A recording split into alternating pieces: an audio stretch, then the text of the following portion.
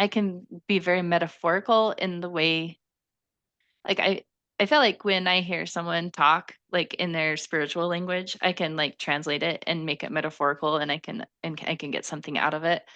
Um, and I that's just how my brain works. That's like how I can still I don't know how to quite describe it, but I feel like I can make progress again. Mm. Um, and I still feel like I'm trying to become the best version of myself because that's worth doing. And as far as like big ultimate questions, I am pretty like, I don't think we can know that. And I feel like a lot of these stories have come from that. It's not that I don't think that the church is true. It's just that I think there's something higher than the church that's true, that is common among a lot of religions. Mormonism with the Murph, where Larry Singh explores church history and the church's truth claims. Hello, everyone. Welcome back to my channel, Mormonism with the Murph, where Larry Singh explores the church's history and the church's truth claims. And in today's episode, I have with me Marty from the Where Will You Go podcast. Marty, thank you for joining me today. Yeah. Thanks for having me on. This will be fun. Yeah, this will be fun. So you had me on your podcast. It was like a month ago. So your Yeah. podcast is Where Will You Go? So maybe you can explain a little about that. But you sort of talked to me a little bit about like my story and my channel and asked me a bunch of fun questions. And I really enjoyed it. I thought we had a great discussion, great episodes. And I tend to focus mainly on church history or truth claims, interviewing different scholars, apologists, or critics. But sometimes I like to talk to people about their stories or their faith journeys. And I've had different people on either who maybe went through a faith crisis but overcame it. I've also had on maybe some ex-Mormons like Anthony Miller. I've had on people like Dan Vogel or Nemo the Mormon, William Davis. And you're somebody who has left the church, but you talk to people on both sides as well, and you're kind of curious about what people do. Where do they go after they leave? If they come back again, if they go down like a Christian path, if they go atheist or agnostic. And I think that's really cool. And I think you do a good podcast and you're a very open-minded, curious person. So why don't you tell us just a little bit about your podcast, when you create it, why you create it, and what you do? Okay. Yeah. Thanks. So Bill Rill, from Mormon Discussions, he had like a Facebook post that he put out in like, I want to say it was like the end of 2020 or something like that. And he was asking for female voices.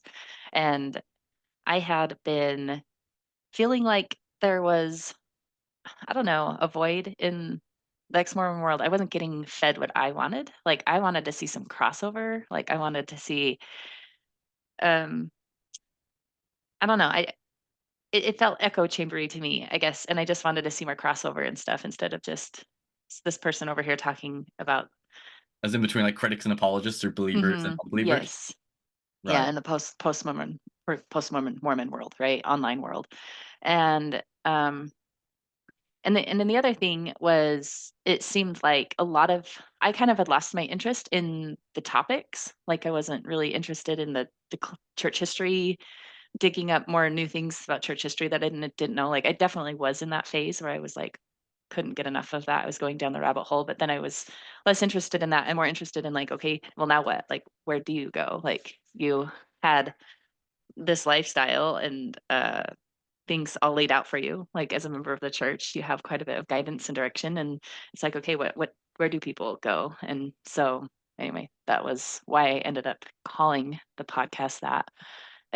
So where will you go? I don't know if you're familiar with Elder Ballard's talk. Where will you go? I don't know if the Yeah. talk is titled that or his just there's a piece in there where he's like, I think I wrote it down. So it's if any of you are faltering in your faith, I ask you the question that Peter asked: to whom shall you go? If you choose to become inactive or leave the church, where will you go? And so anyway, that bugged a lot of ex-Mormons because there's a lot of places to go. And it's like the church isn't the only place to be.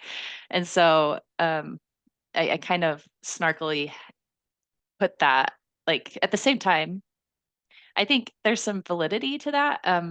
One of my episodes, I interviewed John Vervaeke, and he has this like spot in there where he was like, if you're not paying attention to where you're going, then the world and advertising and just all of the stuff around you is going to decide for you if you're not paying attention to where you're going. And he didn't word it like that, but in a sense, it's annoying that Elder Ballard said that, but at the same time, there's like it is something that I think when you leave a structured faith that you do have to pay attention to. You can't just go with the whims of whatever pulls you because those things that are pulling you probably don't care about you. So, um, so Right. anyway, So I how are you think gonna live your life? How are you gonna right, almost reconstruct after right, deconstructing what's your worldview, mhm, your beliefs, what's gonna be like your lifestyle, your values, those sorts of things.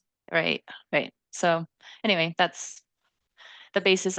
Another thing I really like to encourage is relationships across difference divides. If I could have named it something else, I could have named it something along those lines. But those are the things that I wish that we did more of, especially in the online world. I think in real life we do a little bit better job of being polite, but for some reason, having a keyboard between you and somebody else makes you feel like you can be a totally like an asshole. So anyway, I don't know. That's true So because yeah. when we interact with people, like, in real life, we tend to be very polite, even with people who, like, might, have a different, like, political view or different Hmm. beliefs, but it's very easy on the online space. I think especially with, like, anonymity as well, Yeah. and how, like, people, like, comments can just be brutal. And Hmm. you talked about, like, how there can be, like, this echo chamber, and Hmm. I've seen that, I think, in both sides. I feel like very much in, like, the faithful side, you have, like, the fair conferences, and apologists don't tend to want to engage with critics. And then you tend to find a lot of critics are having their own echo chamber. So I think it's really interesting that you want to kind of bring them together. I think it's a really hard thing to do because you're ultimately sort of like on one side or the other, but Right. it's been able to bring them together and to have sort of civil dialogue. How has that been sort of trying to engage with people from both sides? I don't know. I do as much as I have time for, I guess. I've enjoyed the interviews I've been able to do, and there was something that happened a couple weeks ago. The other, I guess, there's one more piece of it is a lot of post Mormons are very left leaning in their political views and like in the culture, like war type stuff that they, if I guess it's kind of the more mainstream, like in the church, I would say conservative leaning views are definitely the one that you're not embarrassed to say if you have like a conservative leaning political view. And in the post Mormon world, it's like flip flopped. And so I don't, I'm not like ashamed to admit, like I still lean conservative as a, as a non member, like leaving the church. And um, so anyway, there's some different views on things that, like there's the activism against the church. And that's another thing. I'm like, I don't know that I'm really interested in activism against the church. So, um, People can tend to go yeah. from one extreme to the other. Like when they're in the church and they're very orthodox, they can be very conservative on the Hmm. political spectrum. And then as soon as they, lose their faith, they can go very extreme, sort of more on the left. And I've definitely noticed that as well with sort of like the ex-Mormon community. It's Right. predominantly left leaning. Yeah. And anyway, there's a group of ex-Mormons that are like, um, probably describe themselves as like anti-woke. And I don't like using the term woke at all anyway, but for simplicity, I'll just say that they just don't like that left-leaning stuff and how it's seeping into everything.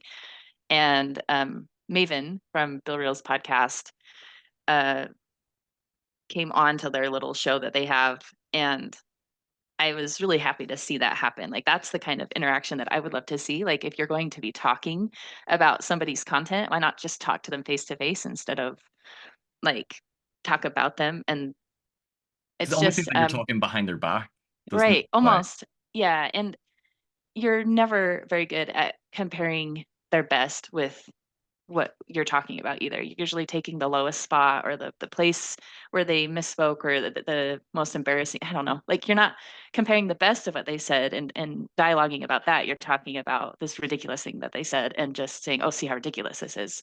And when they're in the room, it's harder to do that. And I like when you're talking to a person, right? You're just a lot more polite. So, yeah, yeah. there's not much Anyways, charity. That's the one issue I have with certain apologists or YouTube creators on the apologetic side. Equally as much as the critical side is, there can seem like this desire to want to try to debunk the other side or make them seem stupid or sure. ridiculous when they respond. Them, taking maybe the worst clips, and I can see it as very much like creating that us versus them, and it can almost seem a bit like propaganda in a way. Like Hmm. it seems controversial and it gets more views, but it doesn't build bridges, it doesn't create understanding. So I Right. see that as well, I feel. And Hmm. I think it's a pity that people can't just converse, and even if they disagree, like talk about these things, with each other. Yeah. Yeah, we're really, like, tied to our beliefs, I feel like our identity's wrapped up in there, and so we kind of take offense, I think, when someone disagrees with something that we think, and it's, like, it's personal, even though I don't feel like it should be. But, I mean, we're all guilty of it. I'm not saying anyone's above Yeah. it, but No, I it's think that's hard why to it's be able hard. to, yeah, step out of that because if somebody's, say, challenging your beliefs that you hold really personal and dear, it's very easy to become defensive and vice versa. If you were to lose your faith and you feel harmed or have a lot of resentment or, betrayal towards the church and feel deceived, Yep. then it can be triggering as well if you see someone trying to, defend. So I totally get that. Well, Mhm. maybe we'll come back to talk about your podcast later on in the interview because I Sure. think we'll be able to have a good discussion about that. But we're going to focus mainly on your story and like your faith journey and what sort of talk about your upbringing in the church. Did you have a testimony, those sorts of things, and then what sort of led you to go through a little bit of a faith crisis and step away from the church and life after that. So why don't we Right. begin with where were you born? Where did you grow up? Were you raised in the church? Were you not? A little bit about like your early life.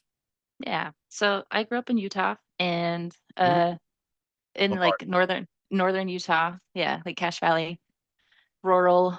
It's not super rural, like, we still have neighborhoods and stuff, right? But it's just not a big metropolitan area in Cache Valley. It's like a college town. So, um, yeah, so I don't know, like all my family are Latter-day Saints. I don't, church was super important to us, but I would say that, uh, there's different levels of commitment in the church. Like there's the family that, and I don't know that this level of commitment necessarily means you're a better Mormon, but there's just different ways people Mormon, right? So you have the people that stay in their church clothes all Sunday, right? And you have, Right. like you have different levels. And I would say we were the level of went to church every week, but state conference was like a day off. We didn't go to state conference. And then um, we'd watch Saturday conference or Sunday conference, but Saturday conference was farming time, so we were on the tractor. Maybe we'd listen to it in the tractor if that was the job that we had, but, like, I don't know that I really listened to Saturday conference until, like, later in life. So, in fact, I'm not sure I even Did you grow realized up on there a was a farm? cert. Yeah, yeah, I did. Oh, nice. So Did you have any animals? uh-huh, yeah, we have my parents still actually have a dairy farm, so, Oh, that's fun. yeah, it's small, but, yeah, we raised their own hay and stuff and then fed that to the cows, so yeah, it's a good life. So Awesome. I think that just that's like as much as I was ever a Latter-day Saint, that's like another big part of like who I was is like I grew up like ag life is kind of I don't know, it's kind of a lifestyle. It's not really a job when you are in the ag community. You're like it's a lifestyle. So When you say um ag, you mean agriculture, farming? mhm, Okay, right. Yep. that's cool. Um So your family is like, would you describe it as like orthodox but kind of relaxed? Because yeah, I feel yeah, you could. There's different ways that Latter-day Saints like how strict they maybe would follow it. I think every right. family would say live the Sabbath day different to another, Mhm. shall we Mhm. say? So would you say that your family, like you're orthodox, you're believers, but you maybe were maybe a little bit more relaxed, not as fanatical as I some? would say so, yeah. Like, and then like from our view, we were the right kind, right? Like some people were taking a little too seriously and they were missing the spirit of the law and they were like into the letter of the law, right? So I think we felt like we were doing it the right way, but um You had the balance. And would you have, like, done family home evenings and, like, family prayer, so scripture study, those right. sorts of And things? that was another thing I was gonna bring up. We were really bad at that, but would try every once in a while. I remember growing up and doing family prayers and it turned into a giggle fest. So like my parents would try every once in a while. It just wasn't, yeah, it wasn't daily or anything. Um But, like, Sundays, like, we didn't go out on Sundays because it was Sunday, and, I mean, still do chores and stuff, but obviously, that is different. So, but yeah, like but even farm work, my dad would not do the kind of farm work that he could do on a different day. So, like, he wasn't planting anything on Sunday, and he wasn't even if, like, a storm was coming in, he wouldn't go out and plant or do any kind of field work on Sunday, just the bare minimum of, like, feeding the animals and milking and stuff like that. So, like, yeah, we took things pretty seriously. I think he really does, like, he does believe, like, when he does that, he'll be blessed for it and that, like, God will take care of him. So he wants to follow the rules that he believes he needs to follow. So, um, yeah. So I'm trying to think of other things to kind of describe that.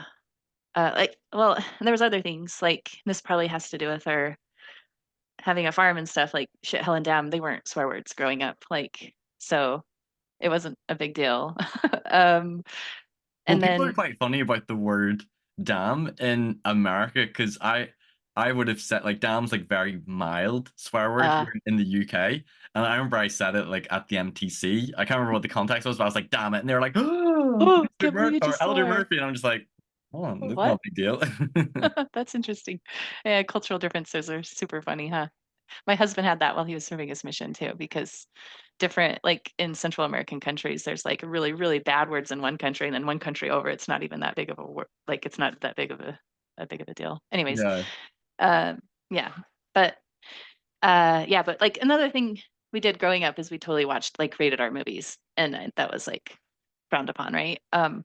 They weren't like raunchy ones; they were like Braveheart and, the Oh, I love classics, Braveheart. right? Yeah, so, but there were some families that wouldn't have done that, right? So, like, Right. I know some people that never had watched a rated R movie ever, like, my husband was really close to that list, so Is rated R, is that like a 15? Because we have like a 12, 15, 18 rated R. Is it like probably, 15 like and 18s? yeah, like the 17, 18, right? I think, Okay. equivalent, like, on TV is might be 17 or something like that, so, yeah. Okay. There's different rules, like, I know that you can say the F word so many times in a PG-13 movie, and then you say it one too many times, and then you're in the R category, so, Right. yeah. Well, There's a threshold. what does your pamphlet look like for the strength of the youth look like in Europe? Does like, were shows not, like, explicitly, like, I talked think it did about? encourage against rated R movies, but then I was like, rated R, we don't really have that over here. That's a good way to get around it, No, that's my funny. parents, they would have been kind of strict about 18s unless it was like action or that sort of thing. But Mhm. 18s would have been like growing up as a kid, but 15s were kind of all right as long as it wasn't too dodgy or inappropriate. Yeah, it gets interesting. You guys have different so ours is, like, PG-13 and then R. That's, like, there's nothing in between, so, Yeah. And anyways. what was your sort of like church life like? Like growing up in primary, any memories or experiences, or like going to like young women's or youth things, youth events? What was sort of like your Yeah, experience? I would say it was good. Um, I don't know. It was yeah, I liked it. It's just, like, where I was supposed to be. I didn't know anything different. Like, that's just how it was, you know? I just go to church and, um, yeah, all my friends went to church too, so it was like everyone in the neighborhood was Latter-day Saint. That's just the way it was. Like, there It was was basically a no Mormon town, so like near enough yeah. everyone at school was Latter-day Saints. Yeah. Yeah, like, I don't know in fact, I remember I found out in high school that some girl was not even Latter-day Saint, she got baptized after high school, and I was like, "Oh, I just assumed she was a Mormon too," like like, I don't know, you just don't even know who's not, you just assume everybody is. It's probably not a good assumption, it probably makes people mad, but it's just how it was, like, yeah, I don't know. I Oh. it's just how it was, yeah. Yeah, and I went to all the activities and stuff. Young Women's was good, girls' camp was awesome. It was fun. It's like a chance to get away from chores. I loved it. So, yeah. And did you go to like seminary? I assume probably as well, Yeah. and then Yeah. Yep, I institute. graduated seminary. I actually graduated institute in, like, 2 years instead of 4 years because I took double the classes because I wanted to have institute every day instead of only twice a week. Wow, So, yeah. that sounds very nerdy. Yeah.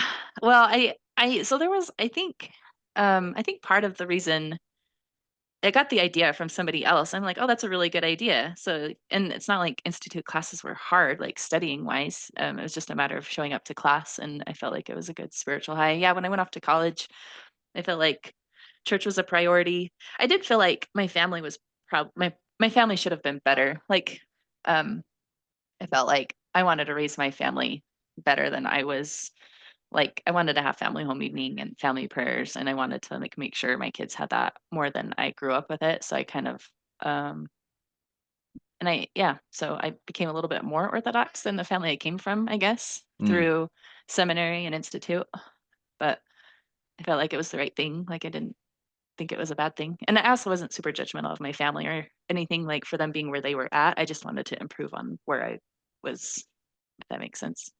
And did you feel growing up in the church, did you just always believe it, or did you feel like you ever sort of gained a testimony for yourself or had any spiritual experiences in church or reading the scriptures or with prayer? Yeah, so I feel like I did not ever bear my testimony like on fast and testimony meeting or anything like that. Like maybe I remember once I did for sure. Um, I remember always like wishing I could, but I felt like I didn't have that moment where I could say, yeah, now I know the church is true. And I think, um, yeah, I didn't have any like super notable spiritual experiences, but I did have like moments that stuck out to me where I like realized I had like where I was excited about living the gospel and different things like that. But I don't know. I feel like I was probably just waiting for one of those moments before I could get up and really say, yes, I believe the church is true, or I know the church is true. But um, yeah. And then I also feel like I wondered if I was leaning on testimonies of people or like of leaders and parents too much. But then I think it was in college that Elder Bednar gave a talk about different types of testimonies. And some people like have a light switch come on, and some people are like the sun coming up. And I was like, oh, I'm a sun coming up kind type of person. So that's not a Right. big deal. So I guess, I don't know. I just always assumed it was true. It wasn't like I had like, I remember reading the Book of Mormon maybe once in high school. So here's another thing. As far as personal scripture study goes, it was very sporadic. Like I would be like, I need to do this. And so I'd go like a week straight and then go back into old habits. So I wasn't very disciplined that way. Um, and prayers, same thing. Like it's interesting because I'd think about God a lot, but I wouldn't necessarily like have an official prayer. But I would always be wondering like if this is what he would want me to do, or and I can't really remember. And then still, I think the best time that I ever did those things of studying my scriptures and saying daily prayers was my first year in college. I had um, a really cool institute teacher that was super motivating. Um, so And I remember having a realization when I was in his class of how simple the gospel is, because feel like sometimes I would feel like it's all so complicated and I can't know everything, all the little details. But the I can't remember the way that I summarized it in my head was the gospel is very simple. The purpose of life is to return to Heavenly Father, and you do that by becoming like Christ. And all the other things that you learn are just tools to help with that basis. Like we're becoming like Christ. That's the purpose. And yeah, that stuck out to me a lot. I remember like going back to that a lot and using that a lot moving forward in my life. But yeah, I don't know if that answers your question. Those are my I don't spiritual experiences, not Yeah, so much. so you feel like you sort of assumed, as you say, you assumed it was true. I'm sure you believed in it, and I guess you were surrounded by the church, both like Yeah. going to church, your family, but all your friends as Mhm. well. So when you went, where did you go for college? It's just like a little 2-year college in central Utah, so it was like 3 hours from home. Okay, very good. And then maybe talk about, so what sort of happened after you went to college? Did you get like a degree? Like, did you study? Did you work? Getting married. Maybe just talk about the next part of your story. Yeah, so I just worked part-time through school, had scholarships, that helped a lot. And then I met my current husband in a physics class my second year in college. And we like I kind of decided to like I think probably the most dedicated I ever was probably that first year, second year in college. And I had decided like, yeah, I think I'm going to serve a mission if I don't get married first, because at that time you had to be 21 when you were a girl to serve a mission. Right. And so I ended up getting married when I was 20, and so I never did serve a mission. But like our life goal was to serve like a senior couple mission. So we were like, we're going to retire early and we're going to go serve missions. So I wasn't too worried about that, not having that experience at that time, because I was like, I'll just have it later. Um, yeah. So yeah, and I was looking for someone that was gonna like be dedicated, and my husband was very much like uh, dedicated to the gospel, and that attracted me to him. So anyways, and he was also tall, and he was cute That too. that helps. So yeah, he was definitely the cutest in our classes. So I got to pick from the cream of the crop because I studied engineering, and so it was a little outnumbered. I had a math teacher that actually said that once. It was funny. So That's quite nice. So you had a lot to choose from. yes, that's right. Again. So is So there anything notable? So you got married when you were 20. I assume after that, had children. Anything notable about like your church life and experience, sort of when you were in your early marriage years, like in callings and those sorts of things? I don't know. Like it was very typical. We had kind of a weird calling, and looking back now from where I'm at now, it seems kind of funny. We were the ward mentor couple when we were first married, and we Oh, were supposed to get people in our ward boundaries that were falling through the cracks between like high school and college, and try to get them activated and try to get them excited to go to church. So I've never heard of that calling. I That's think interesting. it might have been like a pilot thing, and it might have just been around like college towns too. So Right. but anyway, it was so yeah, we went to Utah State to finish our last 2 years because the school that we met at, Snow College, is just a 2-year college, and so we finished at Utah State. Um, yeah, I wanted to graduate before we had kids, and so we kinda planned out when I could get pregnant, and we got pregnant, like, right away, so I ended up, graduating and then 2 months later having my first baby, Oh so well.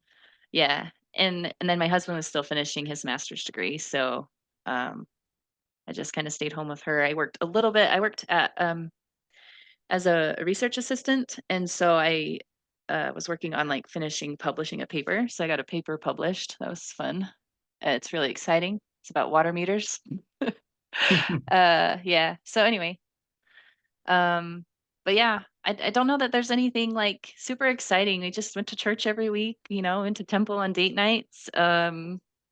Yeah, Nice. it's just normal stuff. I can't there was, I guess, um in college, so it's when I remember we were living in that apartment, so I can't remember exactly what time it was, but, Wikipedia was just, like, becoming, like, a resource to, like, go look stuff up, and I remember having this thought, "Hey, I wonder what other people think about the church." I mean, the church is obviously true, like, what kind of things do they have to say to, like, make it seem like it's not true? Like, I wonder if people are even aware of the church. Anyway, so that was the first time I ever, like, looked outside sources. I even thought of looking on outside sources of the church, and I learned about Joseph Smith being accused of practicing polygamy and his maid being his plural wife, and I was like, "What? This doesn't make sense." Learned about, uh, the similarities of the temple stuff and masonry, and I was like, "What?" Anyway, I did go down some.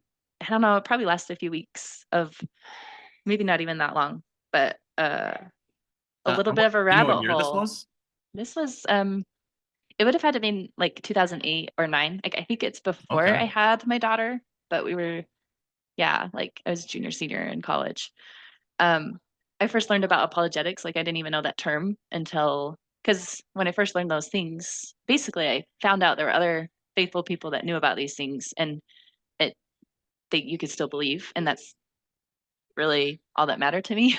Um, it's probably Fair Mormon, but it was a really dumpy website. Like, this is oh, man, Wonder if it was farms. maybe, Could have been maybe. farms. I just remember the website had, like,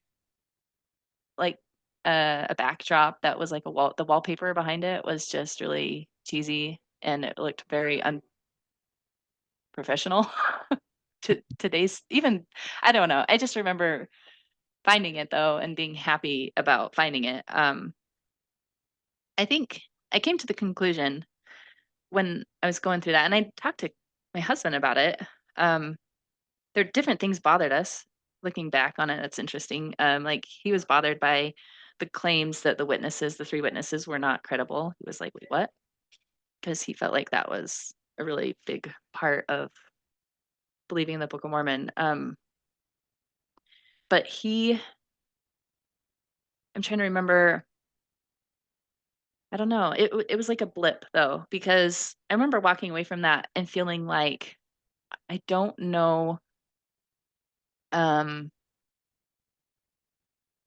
I don't know that I could get to the bottom of, like, it was taking a lot of time. I could see how long it was taking to, like, look stuff up, and I remember thinking, "I don't think I can, um, I don't think I can know if this resource is, even real, like, if this original document, like, is authentic, and even if it is authentic, is the person that wrote it back in the 1820s, are they even credible?"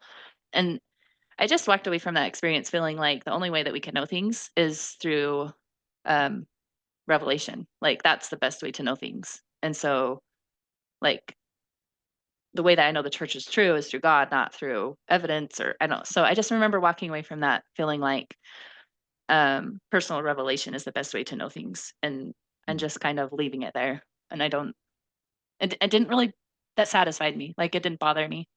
And at And that stage, would you have said, like, had been exposed to a lot of the main criticisms, or is it maybe just a few things? so You it mentioned, was like, it polygamy, was the kind first of page of Freemasonry. whatever, it's whatever I could see in those first steps before I came to that conclusion. Once I came to that conclusion, I was like satisfied that it wouldn't matter what I found out, because I already know the church is true through personal revelation. So it just didn't matter what I found. So I just stopped Looking. looking. Yeah. So um Was that the first and time and I you to and I would question or feel a little bit of yeah, I would say that's doubt? the first time that I, like, was like, "Whoa." Like, yeah, that was definitely the first time that I it was a little naive. I, like, actually went on the internet wondering what kind of mental gymnastic the world has to do because the church is obviously true. Like, I was that certain that the church was just true. Like, I just didn't, I was unaware. And reading the stuff on Wikipedia, I wasn't sure if it was true or not. Like, I didn't really get to the bottom of whether that was, like, true. It didn't matter if it was, though, is kind of what I figured out. Like, so it might not be true, but if it was true, it wouldn't matter. That's kind of the Okay. conclusion that I came to. So, yeah. So then what sort of So happened next in your so faith journey, yeah, church life? we just lived our lives. We moved out to Colorado, and um yeah, church out there um was like immediate church family. I thought that was a really cool experience. We had a summer that we lived out in California too, and that I liked that too. Like, just the network of good people, right? Like, you can just immediately have um, friends. And we stayed at someone's bishoprics house in California. There was, like, no rentals that we could find, and so we reached out to the bishop out there, and someone in the, like, the first counselor, I can't remember if first or second counselor, was like, "Hey, I actually don't live in my house during the summer. You can live in my house." We're like, "Okay." So just, I don't know.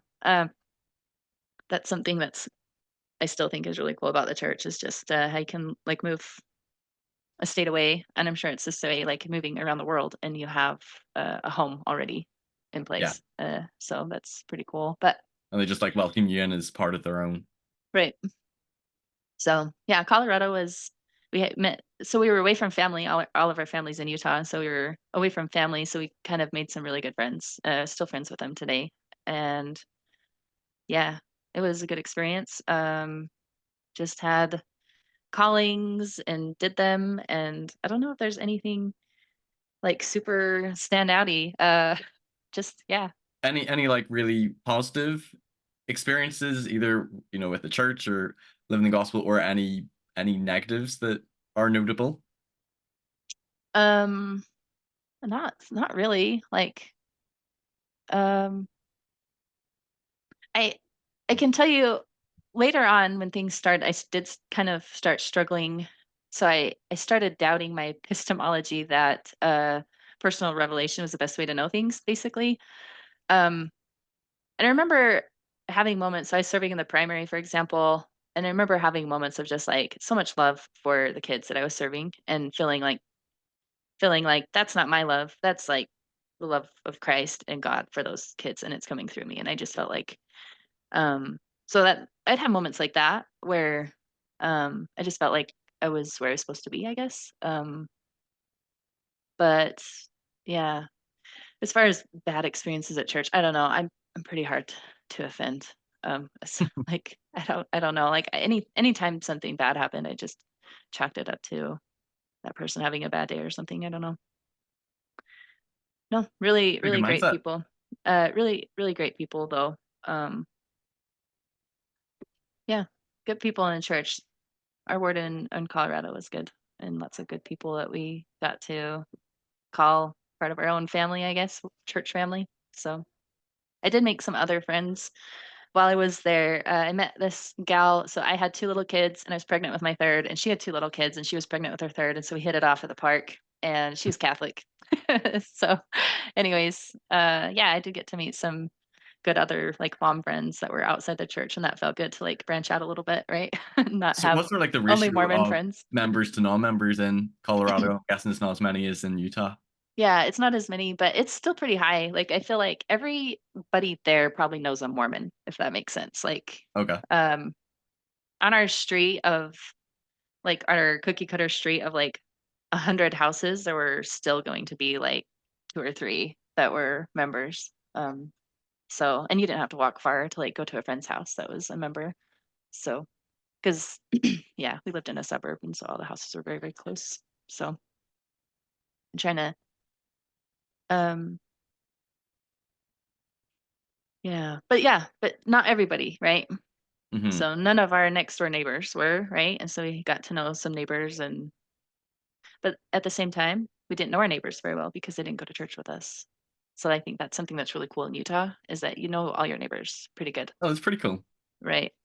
And so like we knew some It's of like them there's a well, stronger community then, because if you're going to church together and everyone knows each right? other, yeah, you'd have much stronger bonds and Right. relationship.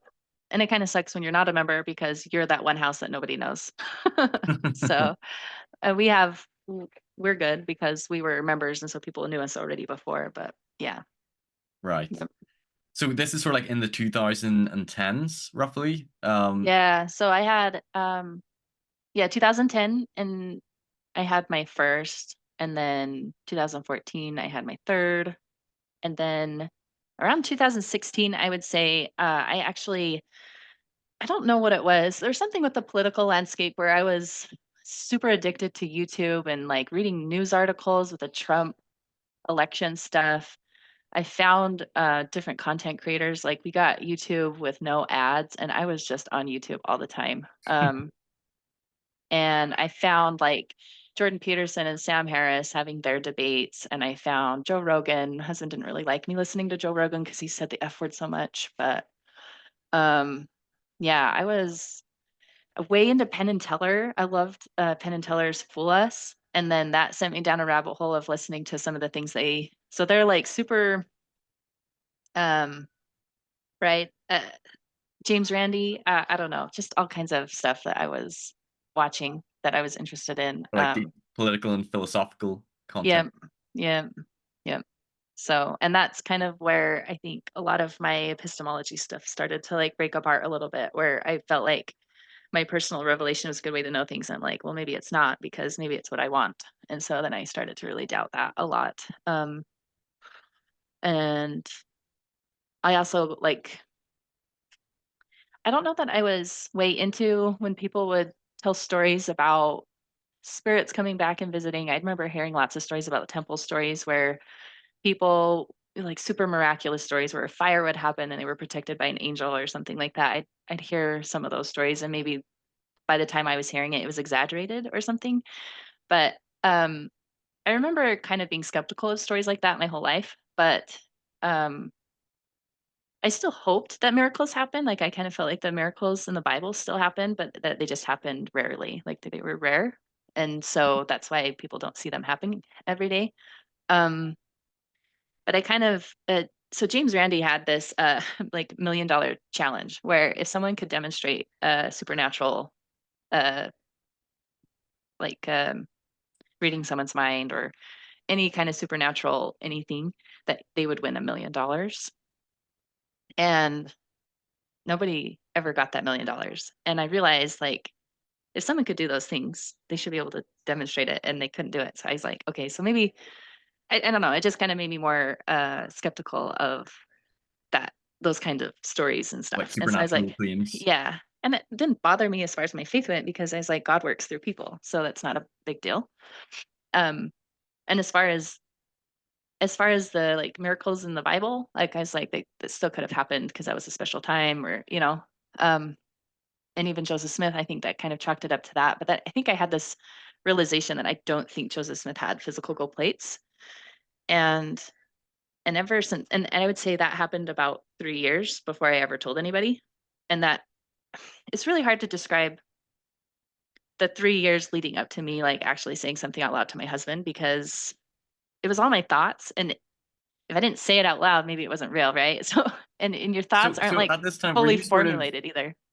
were you sort of like in a faith crisis in terms of like, were you heavily researching at this time, or were you just sort of like Mhm. thinking and sort of questioning things and what you think about your beliefs? At this point, the only like, I didn't know any of the church history stuff, like, except for that time in, like, 2008 where I got on Wikipedia for a couple weeks, like, and even then, I wasn't sure if it was true, like, I'd heard little rumors and claims, and I was just like, "Meh." Again, like, maybe it's true, maybe it's not, but if it is, it doesn't matter.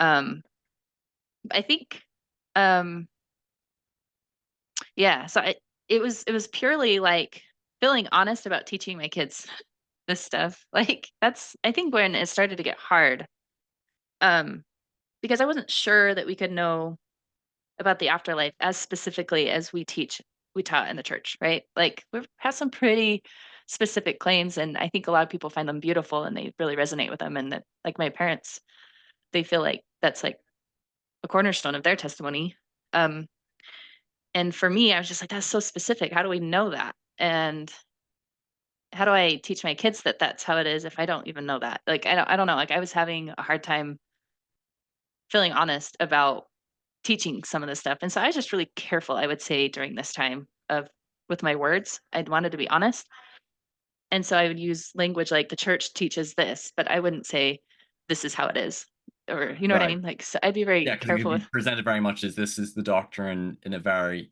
matter of fact way. This is truth, and you yeah, present it more like, the church or the scriptures say this, or this is what yeah, the church believes or what we believe, but right, questioning whether or not it's exactly how the universe works. mhm.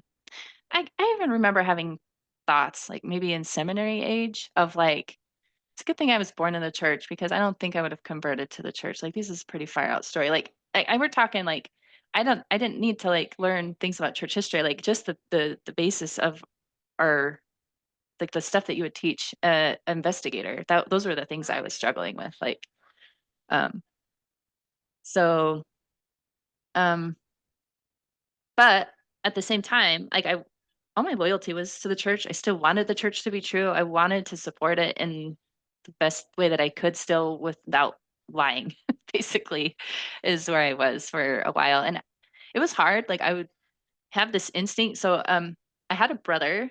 I still have a brother. One of my brothers. I have 5 older brothers. So one of them, um, he stopped going to church after his mission, and I never actually talked to him too much about why, but he's the person that told me about, like, the seer stone in the hat because he watched South Park a lot, and so I knew about that, but I didn't know if it was true or not true, and it didn't matter if it was, right? Like, I just had that attitude about anything I learned, um, and he called himself an agnostic, and I remember having a conversation with him about some stuff about how we know things, and he's like, "You can't know anything, and you can't even know the cars in the garage." And I'm like, "Yes, I can." And he's like, "Not," and I was like, "Well, okay, I'll go look at it. Now I know." He's like, "Yeah, but your eyes could be fooling you." And so he was talking about like how do you know things too. So I remember having conversations like that, and that was like way before. I think not way before, but I don't think that had anything to do with what I was going through. Maybe it did, but not consciously. It didn't. um, why did I bring that up? Sorry, lost my train of thought. So, Oh, that's okay. So you're kind of going through this time of questioning oh, things, or maybe not feeling wanting as quite as sure about your beliefs, or knowing that the church is true, or knowing that certain right, doctrinal things about the afterlife are this is the way right. it is. Well, so I remember, so I wanted to call my brother and talk to him when I was going through this because I knew my brother was kind of in a similar place of almost where I was wanting to be, maybe like honestly, but I couldn't say it because if I said it, it would like break everyone's heart around me, right? And so, I just really wanted to call him, and I was scared to tell my husband. I remember having thoughts like that and just feeling like I couldn't talk to anybody. That felt really hard. Um, but at the same time, it wasn't like I was living like 3 years like that where I was feeling like that 100% of the time. Like, it was just these moments where I wished I could have talked to somebody and then I couldn't. But then, like I was telling you about serving in the primary, and then I'd have a moment like that where it was like, "It doesn't matter, you're fine, like, what's the big deal here?" So, it was kind of, yeah, a battle of thoughts. And again, they're all thoughts. I never wrote it down, I never talked to anybody about it, and so it's really hard, even now looking back, wondering, like, I'm trying to articulate it now, but I'm not sure I had a fully articulated thought, like, they're just the way you think is different than when you try to say it. Mm. So did you feel like So you just had different questions or things that you weren't sure about? And did you feel were you like worried that if you vocalized it to either like yeah. husband or other church members that they might judge you in a way for it for I having some think sort of like unorthodox thought? yeah, I think I was afraid it would disappoint people, like, if I was honest with where I was at, and it was almost like it was gradually getting there and developing without me talking to anybody, but even so, finally, I ended up saying something. We moved back to Utah, and that's where we live now, and, What year was that? so that would have been around 2018, Okay. um, and so my husband came back from like an early morning priesthood meeting, and he was all like fired up, and he's like, "We need to do better with our come follow me lessons, and we need to do this better and stuff." And I was like, "Okay." And I think I was in a rut. Um, I forgot about this. I haven't thought about this for a while. I was getting really deterministic in my thinking, and I was basically feeling like I can't change myself. Like, I've been fighting trying to read my scriptures every day and trying to do this every day, and I've failed my whole life. Like, I'm not actually going to be able to do that. And that's kind of what brought up the conversation when my husband was like, "Hey, let's do this better." I'm like, "Okay, we can try for a little while, but I don't know if I'm actually going to be able to do that because, like, it's already determined that I can't do that. Like, I'm not going to be able to be a discipline and be able to do that." And but that's like the attitude that I had at that time. I never vocalized that to my husband. That's like the attitude I had. And I think I was feeling pretty stuck in my life too. Like, because I didn't feel like I could change things or make things better. Um and yeah. So I talked to him, and then I kind of somehow the conversation opened up, and it was like this opportunity to like say what I was feeling. And I ended up telling him that I didn't know that if the church was true. Like, I was like, "I don't know if I know." And that's what it was. It wasn't I don't know the church is true. It's I don't know if I know. Like, I don't. And so that totally freaked him out. We went like a day. So like this is like so that's Sunday that we had that conversation. So then Monday after work, he's feeling really upset, and he's like, "Man, does she even care about our eternal marriage?" And like, he's thinking I'm somewhere where I'm not. And I explained to him like, "No, like, I still want to believe the church is true. I still want the church to be true. I just don't know if I can know." Like, um and Were you almost so feeling like you don't know if you could say you know, or almost questioning like epistemology, like questioning, that can I really know? Like, is revelation really a Well, reliable way? and I even told him, I was like, "Even if I prayed and I had some like crazy spiritual experience, I'd still be questioning whether that was coming from me or from God." So like, especially because I want it to be true, like, that makes it even worse. Um, and so we both decided like, okay, well, it can't hurt to try to do a little bit better reading our scriptures and doing um lessons with our family and stuff like that. So I was like, "Okay, cool." Like, and I'm just glad to have him know that I was struggling with it, because then he could help me with it. Like, so it was actually a really good thing, I felt like. Um, and so that was the plan. And it was like really shortly after that, I got called to be in the Young Women. And I was just really honest with the bishop, and I told him where I was at, and thinking, "Oh, now he's not going to want me to be there because he might even take my temple recommend away." Like, I was really scared about not being able to fully participate because of my beliefs. And he was like, "No, I think you should. I think this is God wanting you to do this calling." And so it was like a total spiritual high. Um, and I ended up pulling off the back burner a book that like a previous stake president had encouraged us to read, which was Saints. So, anyways, I start reading Saints, and I pretty quickly realized that I need Kevin to read it too. And so we I think read it it was published together. in 2018, wasn't it? Since Yeah, I think it must have been earlier because it was a Colorado stake president that told us to read it. And so it yeah, must have been like around that time, must have been like 2017ish or something like that right. that it was published. Um, because it was on the back burner, like, it was something that we were encouraged to do, and I was like, "Oh, yeah, maybe." And when I picked it up, I was thinking, "Oh, this is gonna, like, strengthen my testimony," learning about how the saints had such strong testimonies. Like, I didn't realize what it was. I didn't realize it was church history. I thought it was gonna be more like Legacy or 17 Miracles. Like, I don't know if you're familiar with I love those. them movies. Yeah, so and I just thought, "Oh, maybe this will strengthen my testimony," like, learning about, you know. You healed me. I know you can heal this cow. Well, not even just that, just, like, they sacrificed so much for the church, right? And so I thought maybe that would help. Mm. But yeah, Saints was, and for anybody that doesn't know, Saints is more of like it's church history, and it tries to address some of the criticisms I feel like that people have about church history topics. It covers everything instead of just faith promoting stuff. Yeah, like And it talks a little about like Joe Smith having a seer stone. I think engaging in and magic in his youth. and polygamy and Look at me. yeah, I think it talks about the different first vision accounts or um, yeah, those sort of things.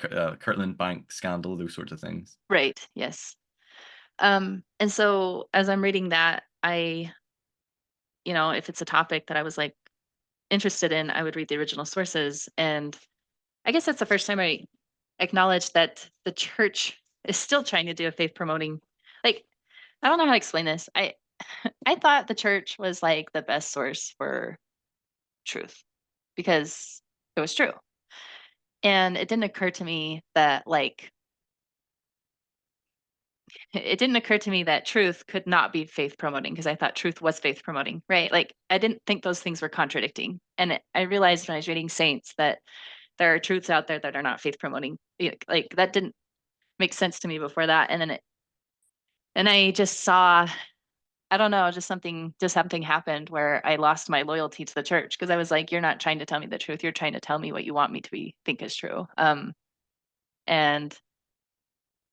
And I realized like this is published by the church. I've never read anything about the church that's not published by the church. And I don't know. I just had this moment. I talked to my husband. I was like, we give 10% of our money to this organization. Like, shouldn't we at least know what other people are saying? Like, if this is what they're admitting to, what else is out there? And that was the first time I'd ever like ventured outside of church published materials to actually read anything. So, anyways, Is this yeah. what 2018, 2019? Yeah, this is like fall of 2019. Okay. So, um, but anyways, the things quickly unraveled from there.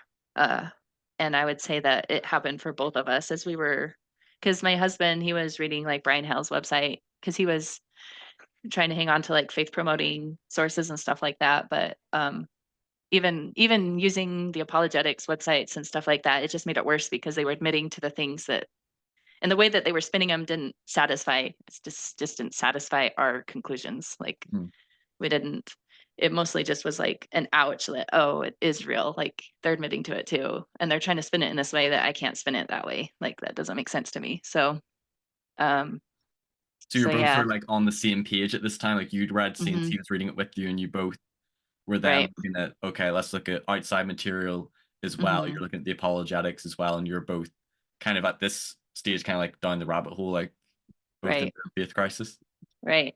And and the way that I describe it is like I kind of lost my belief first, but I lost my loyalty to the church like later. And then um yeah, and then like then we asked to be released from our callings, but then we had a daughter that was going to be baptized in January. So this is all happening in the fall. We asked to get released in December, but um both of our parents had asked us to like pray about the Book of Mormon, and so we prayed. And we thought, like, maybe we felt something, and so we were like, "You know what? Like, maybe we hang on for a little bit for Adeline, for our daughter." And we were like, maybe, uh yeah. So my husband had the thought. He's like, "Okay, I don't think I'm going to regret, like, later if we leave the church that we baptized our daughter, but I think I would regret, like, if this all blows over, I would regret not having baptized her." And so he decided to do it.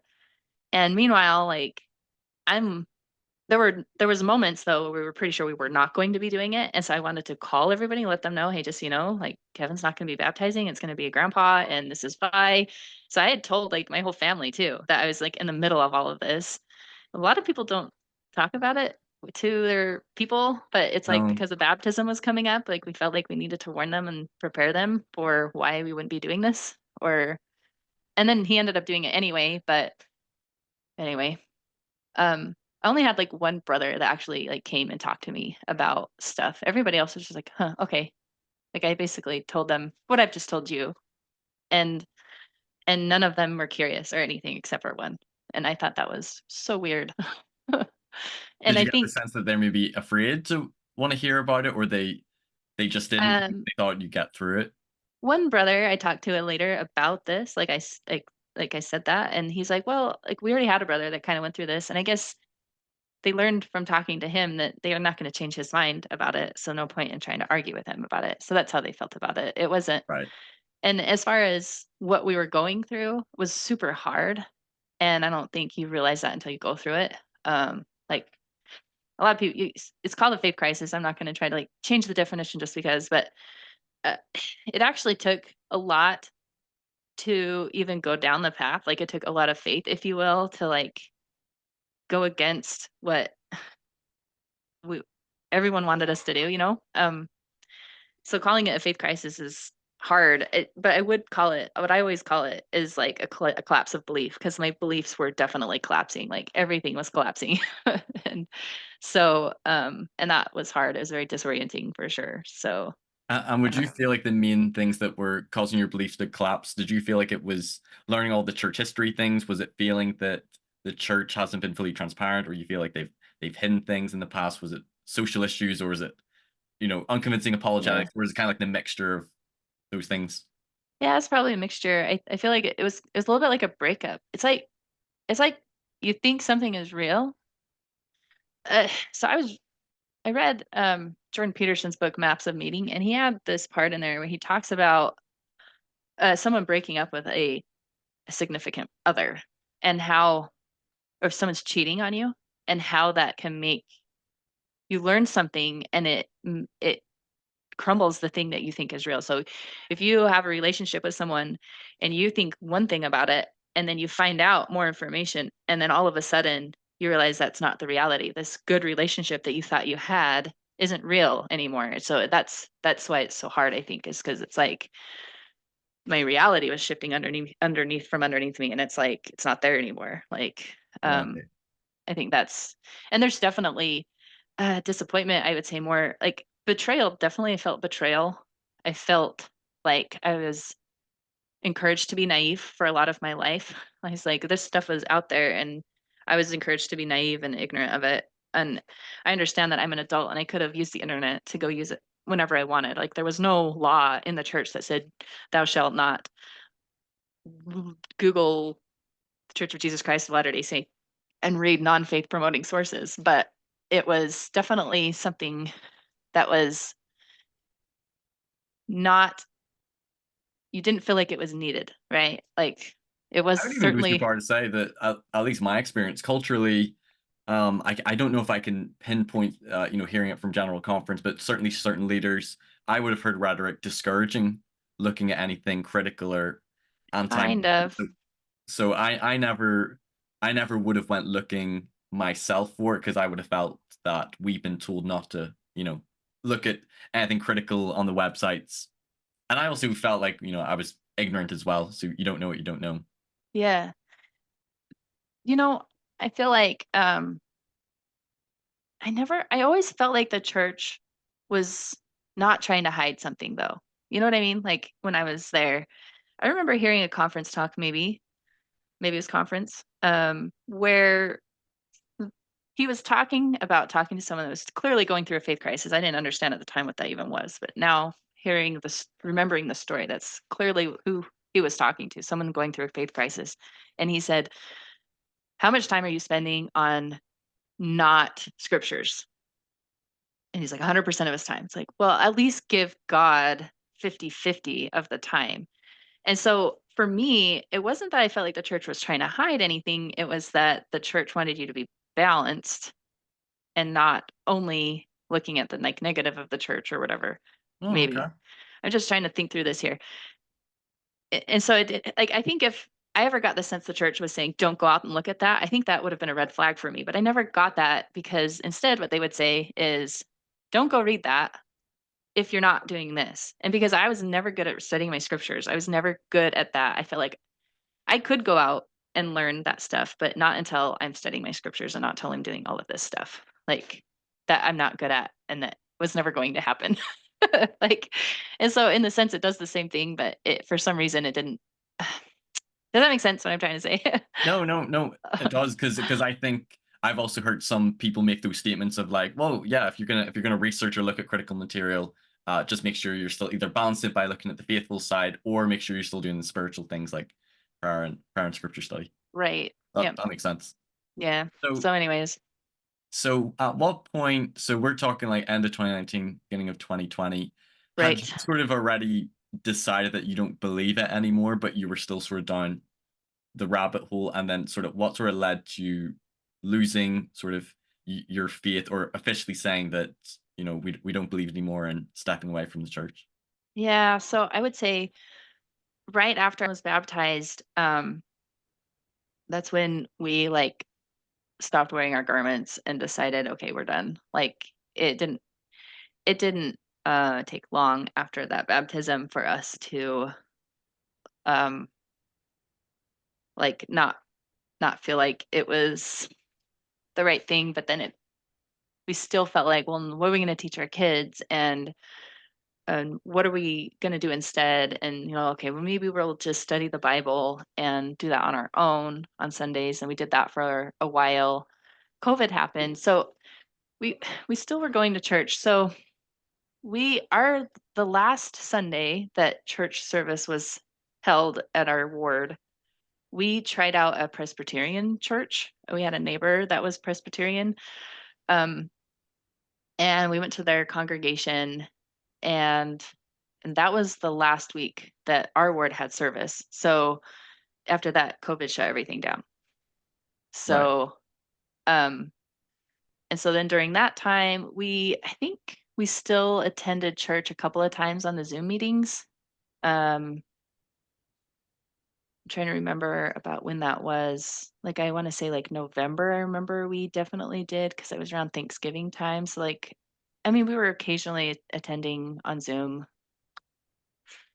but I mean, the way that COVID shut everything down, it's like nobody noticed that we were even going through this Right, or drifting. gone or anything. Yeah, like And would you have nobody described yourself like chemo, like physically and mentally out, although physically with for the last few COVID months. For last the few last months? few months, yeah, it would have been like we're doing this because I can't imagine doing anything else and not knowing what to do. But yeah, for sure we were kind of checked out, and it was hard going to classes and hearing people say certain things, and it was just like you're just looking at it. It's totally different. Like it's a totally different. Our worldview had shifted because all of a sudden this belief wasn't true anymore. And when it's not true, a lot of the things that people say at church don't make sense anymore. You're like, whoa, you just see things different, I guess. But yeah, we definitely COVID kind of was an easy out a little bit. Yeah. So, So you and your husband, you pretty much on like the same page through most of your faith crisis, and were you sort of like talking quite a lot together about yeah. things that are bothering you, issues, reasons why you didn't believe. Yep. So you're both sort of on the same page, and in a way, being able to support each other through it. Yeah, and that probably did make it a lot easier because we did have each other, and, um, I think that, um, I was trying to yeah, I don't know that I would've dared go through this alone. Like, I feel like because we were talking to each other so, after that first conversation I had with him, that was the most honest I'd ever talked to him about my, like, beliefs. Like, I guess I just always assumed that he was believing what the church says you believe, right? Like, I don't know quite how to describe it. Like, I don't know that we ever had deep conversations about our beliefs of the church, in the church even. Does that make sense? I don't even know if I knew what he believed. Like, I just assumed he believed the church was true, right? Like, all the things were true, like, Like and up he until wouldn't prior to your faith crisis. right, and so Right. then as we are reading Saints, we were being pretty honest about what we read and conclusions that we were coming to from reading that information. Like, for the the bank, for example, was really hard for us to read, and we were pretty open about, like, why would God ask Joseph Smith to run a bank like this? This seems like a really bad way to run a bank. Like, why would that be under the direction of God? Like, and so we were able to, like, honestly say stuff like that even, like, before that never would have happened, I don't think. Um, so And yeah. did your ward, like, did your bishop or ward members know, like, what was happening to you guys? Did you have any interactions with, Well, any the bishop leaders did or just members during this time? because, like, yeah, I was pretty so I think we went to tithing settlement. That would have been, like, December, and he was asking, "Hey, how are you guys doing?" And I think, yeah, he kind of we were able to tell him, and it was not better than it was in October when I'd been called into the, uh, presidency. So, um, yeah, so I don't know. He kinda knew about it. When we got released from our callings, I told the people I served with just so that they understood why, and it wasn't I don't know. It was weird though, because it's like we were happy to explain to people why, but it's almost like they felt ashamed for us, and they felt embarrassed for us that that was why. Like, it's almost like we weren't ashamed, but they were ashamed for us. Does that make sense? Mm. "Oh, you've lost your belief. That's gotta be really embarrassing for you," you know? But we weren't embarrassed, it's just like it's the way it was. We were kind of at peace at it with it, but at the same time, not knowing really what to do with it, but it was what it was. Like, I don't know how to explain that, but yeah. And then we're pretty close to some of our neighbors in the cul-de-sac, and I was having conversations with them too. So, um, I don't know. So Not about details about church stuff, just about how I felt like I think it's pretty easy to like understand how someone might not believe that the church is true, right? I could think the hard thing for people is someone that did seemed like they did believe it and then they stopped believing it is harder for people to understand. yeah, But like somebody who didn't believe it in the first place, yeah, it's easier for them to understand those people. And right. do you feel that, because sometimes when people lose their faith and step away from the church, culturally, we can sometimes see them as like, they're anti-Mormons or they're Yeah. apostate and stay away. Did you get that vibe, or do you feel like the members were still, friendly and sort of ministering and you still had good relationships with them? What was that experience? Yeah. It was so COVID obviously made it weird. Um But I would say for the most part, any of the relationships that we wanted to keep, we made an effort on our side I knew what it was like to have someone on the other side and not knowing how I should interact with them. Like, I don't want to be pushy. I don't want to make them feel like the only reason I'm talking to them is because I want them to go to church. If I'm going to have a relationship with them, I want it to be genuine. Like, I Right, remember being on the other side of it. And so I tried to make sure that our friends you know how you have different levels of friends in the church. You have friends that, like, you're probably never gonna talk to them again if you move wards, right? But then you have right. the other level of friends where you actually develop a genuine friendship. And so those ones, I try to make sure that they knew that I wanted to keep a relationship and that they could ask me whatever they wanted or not. Like, it's fine. We can talk about it or we don't have to talk about it, but I want you to know, like, Like, we still care about you guys. We're Right. not interested in the church, but we're still interested in being friends with you." And so And I think that went a that sort of long like way. distinguishes like the real friendships from the ones that aren't like whether your activity or belief in the church, whether or Right. not you believe in the church or you stop believing, you stay, you leave, you're still Yeah. have those close friendships with those Yeah. people. Yeah. And I give a lot of grace to a lot of them because, like, I think sometimes I said stupid stuff. Like, I remember saying something where I felt like I graduated from the church, and I regret that now because that sounds super condescending. And I so I and so sometimes I think members can put their foot in their mouth a little bit too, but I mean, it's Oh it's yeah. because you're just thinking from a totally different worldview, and I give a lot of grace to people because I want a lot of grace, I guess. So I don't know. I try to, yeah, give people a lot of charity for sure. So So and then when did you sort of like officially like did you like leave the church, remove your names, or did you just sort of like officially sort of like, okay, we're gonna stop attending and this is kind of us now leaving? When did that yeah, happen?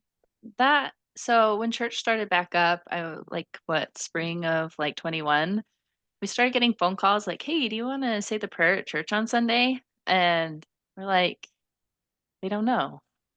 like like they don't know that we've gone through this whole thing during, like, I would say during COVID is kind of where we kind of started to build up a foundation without the church being the center of it, I guess, like of trying to find some stable ground.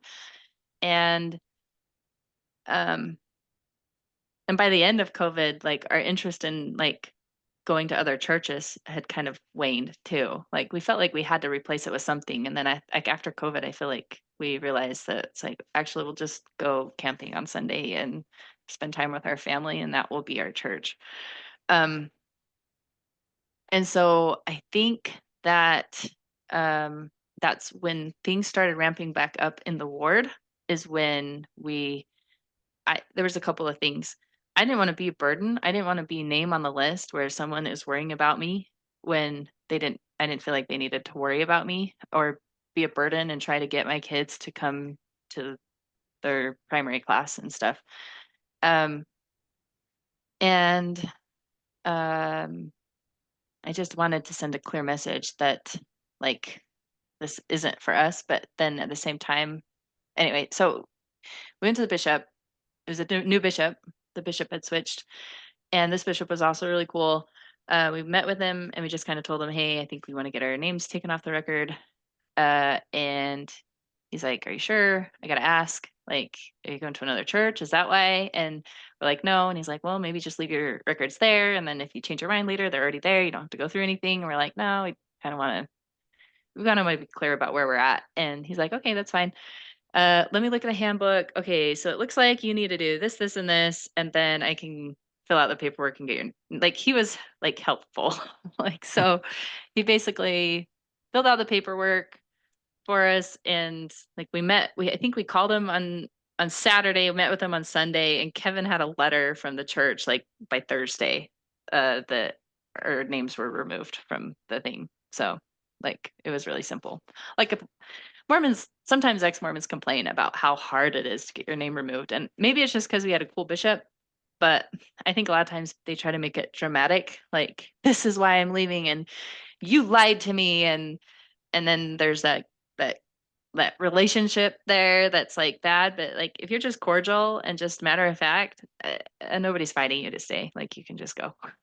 Like, And how did it we feel we had when you removed your name? Was it like was it a big deal? Was it not? Did you feel like this big relief or like, oh my gosh, like it's gone? Or had you already No, mentally so checked out that we'd already checked out. It was mostly just like, "Oh, we should probably clean this up so that people in the ward aren't calling us to have the missionaries over for dinner," and right? stuff like that. Like, we just thought it would be more fair to the people in our neighborhood to, like, let them know where we were at. Um, so anyway, that's and I even told when we told the bishop, we're like, "Hey, if you have word activities, you can invite us. We are not offended if you invite us. If we don't want to go, we'll just say no. Like, but you're never going to offend us for trying to be friendly to us, and we tried to make sure that he was aware of that, and we went to, like, word camp out stuff still. We tried to do that for a while. Like, I think we this last summer, we didn't really do it because we kind of found ourselves busy, and it's getting a little bit more awkward because, a lot of people have moved out of the ward, and so now we don't know people anymore, and so it's not as like, "Oh, hey, how's it going?" It's more like, "Who are you?"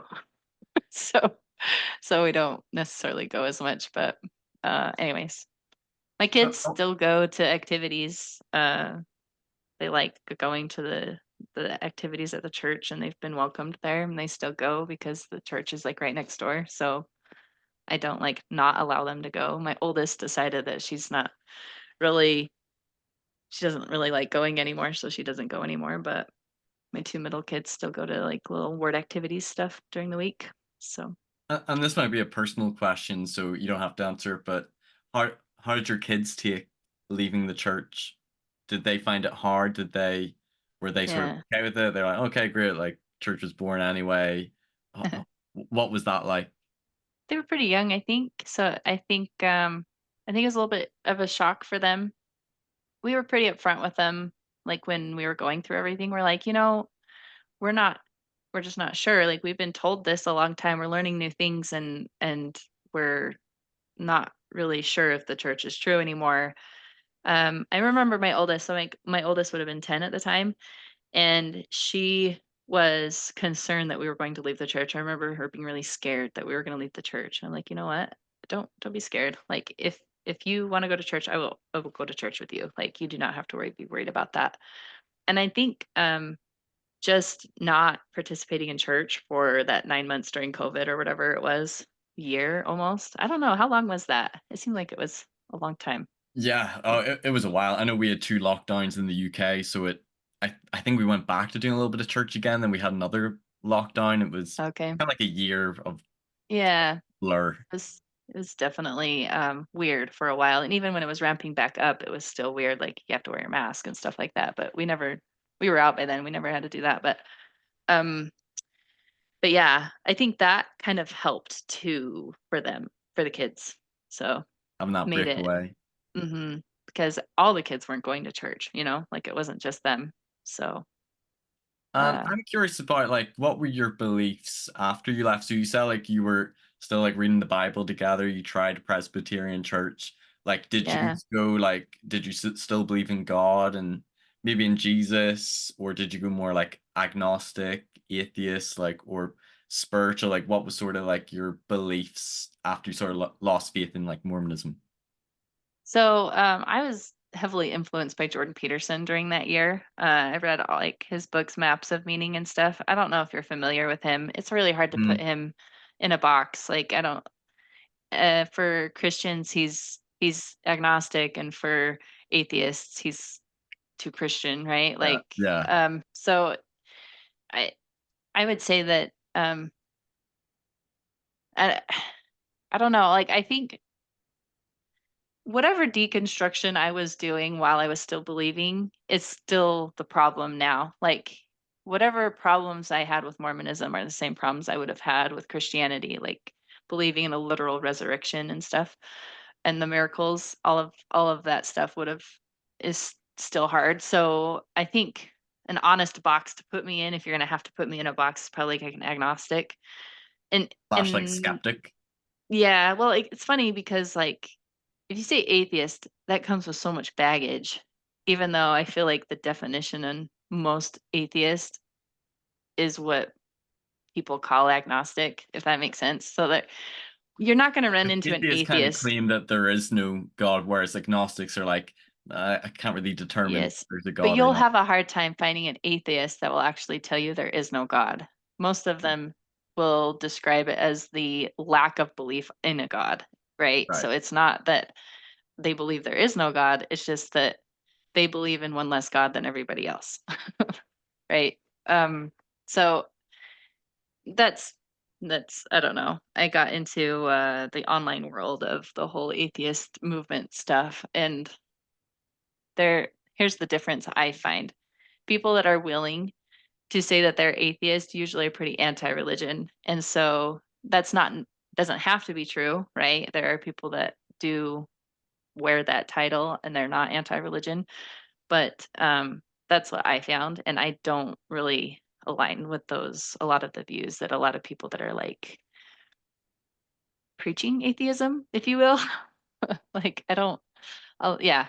So for me, I generally don't even try to label myself, and I'll just tell like I'll answer questions about what I believe, and then they can put their own label on me because different people use different labels. But um, yeah, I think agnostic is probably fair though. Okay. Is So I want to ask a question, and this might seem like a critical question, but I think a lot of totally believers or fair. people watchers would want to ask this. So, and I remember getting like some of these questions whenever I went through my faith crisis. But somebody might say that, like, well, first of all, like, did you ever have a testimony in the first place? And then they might say, like, you say you weren't very consistent at like scripture study and things, Hmm. and they might say that if you weren't doing the spiritual things, and then you're reading a lot of like antagonistic or say critical information in church history, even factual things, that it was sort of inevitable that you were gonna fall away and lose your faith. What's sort of like your response to someone who would say that you weren't doing enough on the spiritual side to counterbalance? Well, maybe. Or I'll be honest, when I was going through my epistemology thing, like when I had that conversation with my husband, I was worried that I was brainwashing myself in order to stay, and that worried me that that wasn't true. So, I mean, all of those things could be true, but I don't know. I guess I would hope that if there is a God, that he doesn't expect you to know what's true and then brainwash yourself into keeping that what is true, but that it would just be evident what is true. Like, if that makes sense. Almost like I don't keep know. indoctrinating yourself or reinforcing it by constant prayer, scripture study. Is that what Right. you kind of mean? Okay. Right. Right. That's what I was worried about. Like, so even if I had gained the discipline to do those things, that wouldn't necessarily mean it was true. Like, I was worried that that didn't mean it was true. But anyway, I guess that's what my response is. I don't know. I guess I don't worry about that. That's why I don't worry about that. And so what's life been like post leaving the church? So was it, did you say 2021 or 2022 when you removed your name? How would you describe like your life sort of, you kind of been touching on like worldview and how you've been able to find like purpose or meaning? Yeah. Sort of been like your process of reconstruction after leaving the church. Yeah. So, I was telling you how I was kind of in a deterministic, like I was stuck. Like I didn't feel like I could change myself. Like I was just stuck with my bad habits and my not being able to be disciplined enough to do the things that I felt like I wanted to do. And I feel like that has lifted, and I feel a lot better now because um I feel like um I can be very metaphorical in the way, like I feel like when I hear someone talk like in their spiritual language, I can like translate it and make it metaphorical, and I can get something out of it. Um and I that's just how my brain works. That's like how I can still I don't know how to quite describe it, but I feel like I can make progress again. Mm. Um and I still feel like I'm trying to become the best version of myself because that's worth doing. And as far as like big ultimate questions, I am pretty like I don't think we can know that. And that's just it feels very unsatisfying when you grow up feeling like that is the basis for why we do what we do. But I guess I I just I don't know. It took a while to overcome that. Like, I feel like there's a lot of, like, nihilism and stuff like that when you kind of are Right. out in this space, and, I think I went through this moment where I realized, like, well, um, you could make the claim, like, "Well, there's no meaning in life," but that's a pretty big claim, and I'm not sure I'm smart enough to even say that I know that, right? And so, I guess I try to be a little closer to, like, where I'm actually living and not get so deep into my thoughts that it's like there's a lot of meaning in moments, and there's a lot of meaning in reaching goals, and there's a lot of meaning in relationships, there's a lot of meaning in life without necessarily knowing what the big why is, I guess. And Mm. so although I do think that having that big why is very orienting, right? Like it, and so I guess I still feel like I guess I'm still kind of like an idealist where I feel like it's good to aim up as high as you can and, aim up toward heaven for all intents and purposes. People familiar with Jordan Peterson are going to just be like, "Oh, she's a Jordan Peterson hack." But that is, I really like the way he words stuff, and Yeah. um, like it's almost like the stories that come out, like it's almost like there's an ultimate meaning of life, and I feel like a lot of these stories have come from that. It's not that I don't think that the church is true. It's just that I think there's something higher than the church that's true, that is common among a lot of religions. And Mm. so whatever it is in common that all those religions have, like I still believe in that. It's just I think humans are too dumb to know what that is. And so they've made stories about it, and they're all different stories and they contradict each other. But I think So there's are like you an still under open to there being like a god or like a higher power or an afterlife and there being like some sort of greater purpose, but you're sort of stating that you can't know with any certainty? Is that right. Yeah. I think that's true. I think as far as like when I think about a god, I think the when what turns me away from someone else defining their god is when it's so specific. They get too specific where you can start to prove it wrong. Like I feel like God is a little bit bigger than the way that you could articulate it, and I don't know what it is. I don't know how to describe it. And I can hear my like Mormon self being like, "Oh, you've made God so unreachable, but God is a loving heavenly Father who loves you." And that's what's so like great about the church teaching, right? Like I can hear that side of yeah, my yeah, Jesus brain. said this is life eternal to know thee, the only true God, and Jesus Yeah. Christ whom thou hast sent. Yeah.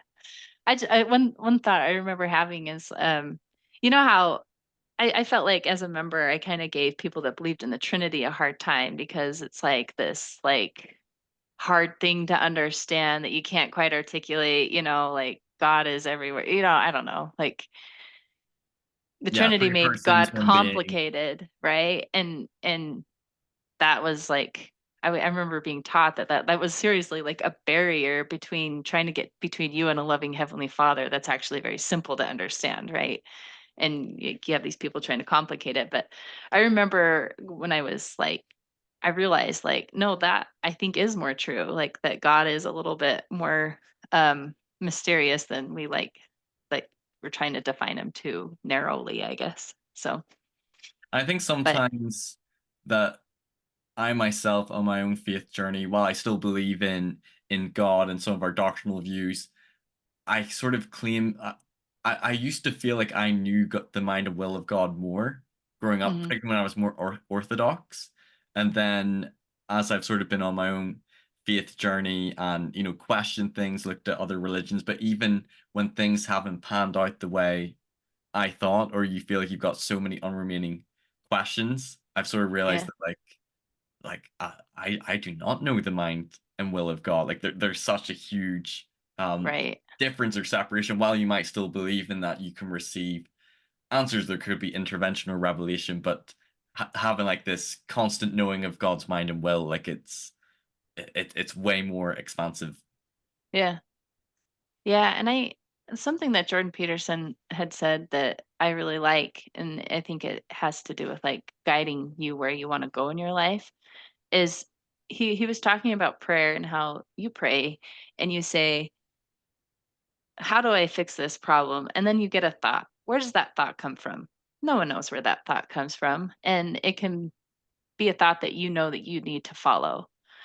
And And so whatever that intuition is, whatever if it is God speaking to people, if it's just intuition, I don't know where it's coming from, but it's like I feel like we can still have that guidance, and it's important to act on it and feel like you're progressing in life because I don't know, like, you can get into, like, this, like, just stuck place in life where you're not, um, living. Improving. Yeah, Right. and it feels really bad, and I don't want anybody to feel like that, whether they're in or out of the church, right? So I like to encourage people to move forward no matter what, And that like, sounds like a truth that still resonates, is like continuing to learn and progress and yeah. improve. Like, what other truths or values or like teachings from the church or the scriptures do you still like believe in, or still like hold sort of meaning and value in? Yeah, so, that idea of, like, becoming the best version of yourself, like becoming like Christ, is still very like when I was that was like my core thing. That was the simplifying thing when I was practicing as a Latter-day Saint is how do I become more like Christ? How and I'm very much still in that mindset. Like how do I um make incremental progress and actually be the type of person that I know I want to be? Like how do I do that? And um I'm trying to think of other things. There's, like, a lot of little talks too that I remember hearing that I'm like, "That was pretty good." Like, I remember getting lessons about finding time for all the things that you need in your life, right?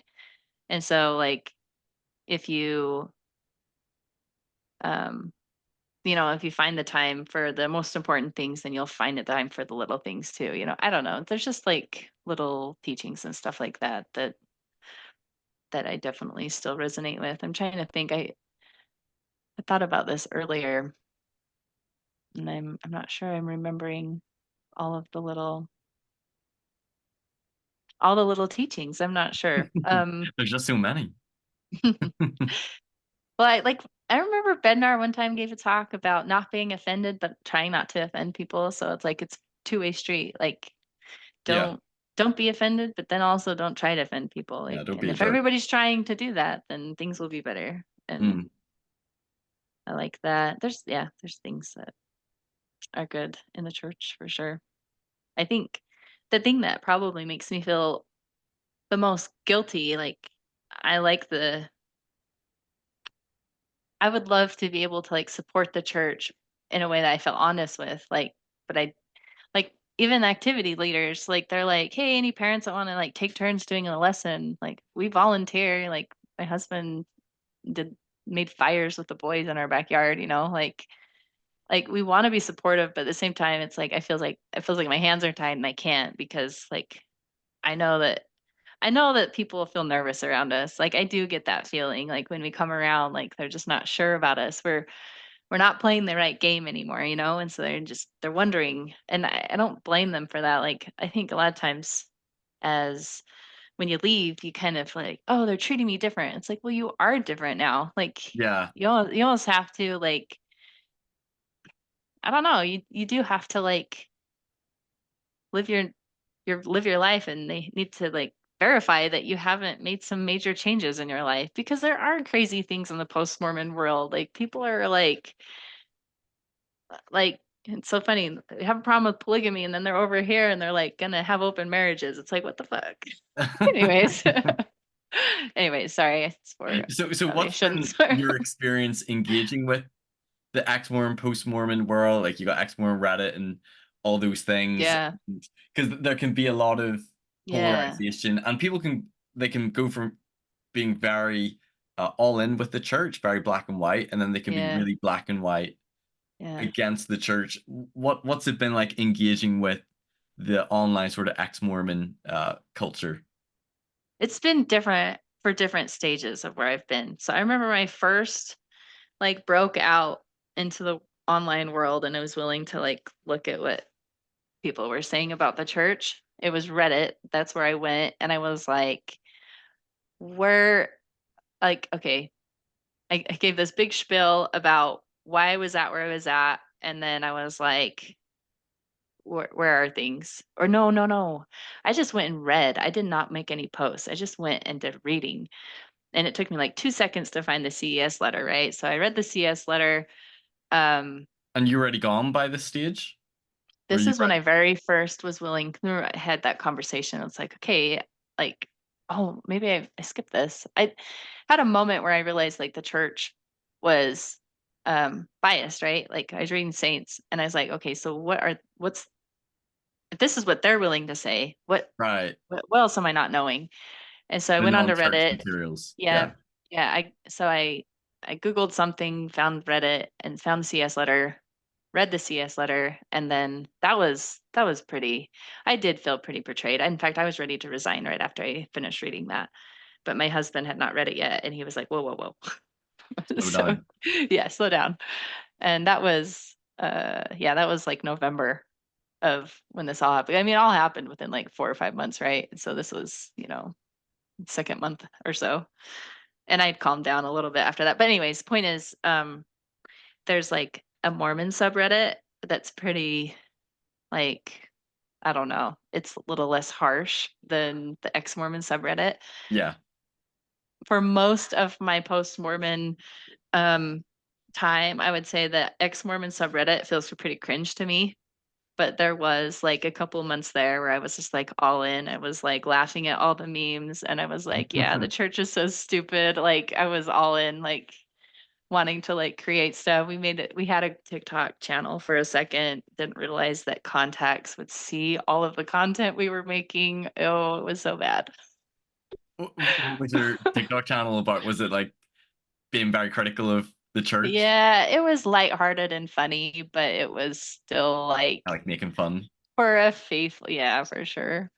Like I had one where we'd gone to St. George, so we stopped into Bill Reel's shop and had bought a seer stone, and so I had a couple of seer stone videos, and I think they were funny. I still think they're fine. So if like someone had a sense of humor, they'd be okay with it, especially if they knew I made them in like I don't have anything against people that still believe, but it was mostly for the post-Mormon world, though. Like, it wasn't meant to be for family members who still believe. And anyway, Well, I know that for me, if whenever I left the church after my faith crisis the first time, if TikTok had been created, I know I would have done the same thing, made funny videos, yeah, um, as a way to sort of like express yourself, but then kind of like yeah, laugh it yep, off as well. yep, yep, So I totally get that.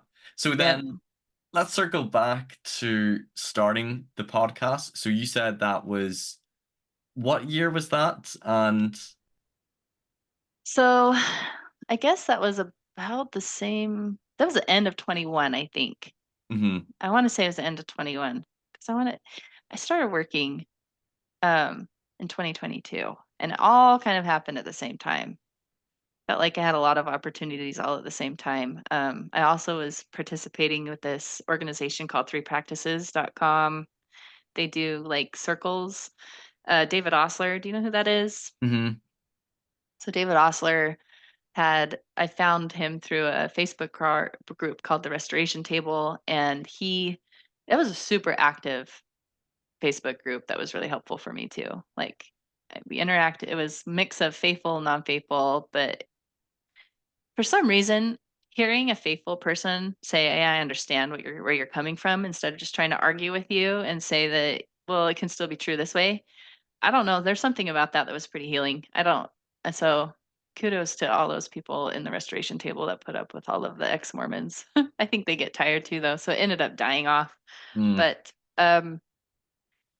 I, met David Osler through there, and he wanted to create like this thing where ex-Mormons, Mormons could come together and like have civil dialogue in like a Zoom meeting. So it wasn't public, it was just like a Zoom meeting. And then there were different rules for the conversation that like someone would talk for a couple of minutes and then you could ask them clarifying questions, but you couldn't respond back and forth. Like it wasn't a conversation, it was like to practice having a conversation and practice curiosity. Right. And so that was really cool. And so he actually paid, I think to become a ref for that was like $500 and he gave me like a $400 scholarship. So I had to pay like $100 and I went through the training and it was really cool. And I still like that community of people. I haven't participated for about a year because my husband had like a hospital stay, close call, and I was like, I need to prioritize things. I'm too busy doing all these stupid online things that don't matter, Mm. and I need to focus on my family. So that's the thing that fell off. But um, anyways, I Well, that's probably quite cool for you to learn how to have better, more civil dialogue and like how to yeah, have those conversations between yeah, ex-Mormons and Mormons and how for there to be less polarization because it's really hard. I find that yeah, like engaging with people because there's a lot of emotions and people yeah. can get there can be a lot of resentment. It can be really hard to talk about this without it Hmm. being combative or Hmm. arguing with each other. Yeah. Like what are some of the things that the skills that you learned and what sort of what advice would you give for people who are either on the ex-Mormon side and they're trying to have conversations with believing family members or vice versa, you're a believer but you have an ex-Mormon family or friend, how to have civil dialogue so you don't just end up either arguing constantly about the church or you just cut each other out. Um, Listening skills are something probably everyone can work on, and that's what that 3 practice thing was. Um, I think assuming yeah, it's hard. Um, oh, it's so hard because I think a lot of times post-Mormons, feel like, "I've already been where you're at, but you haven't been where I'm at, so you should be more understanding."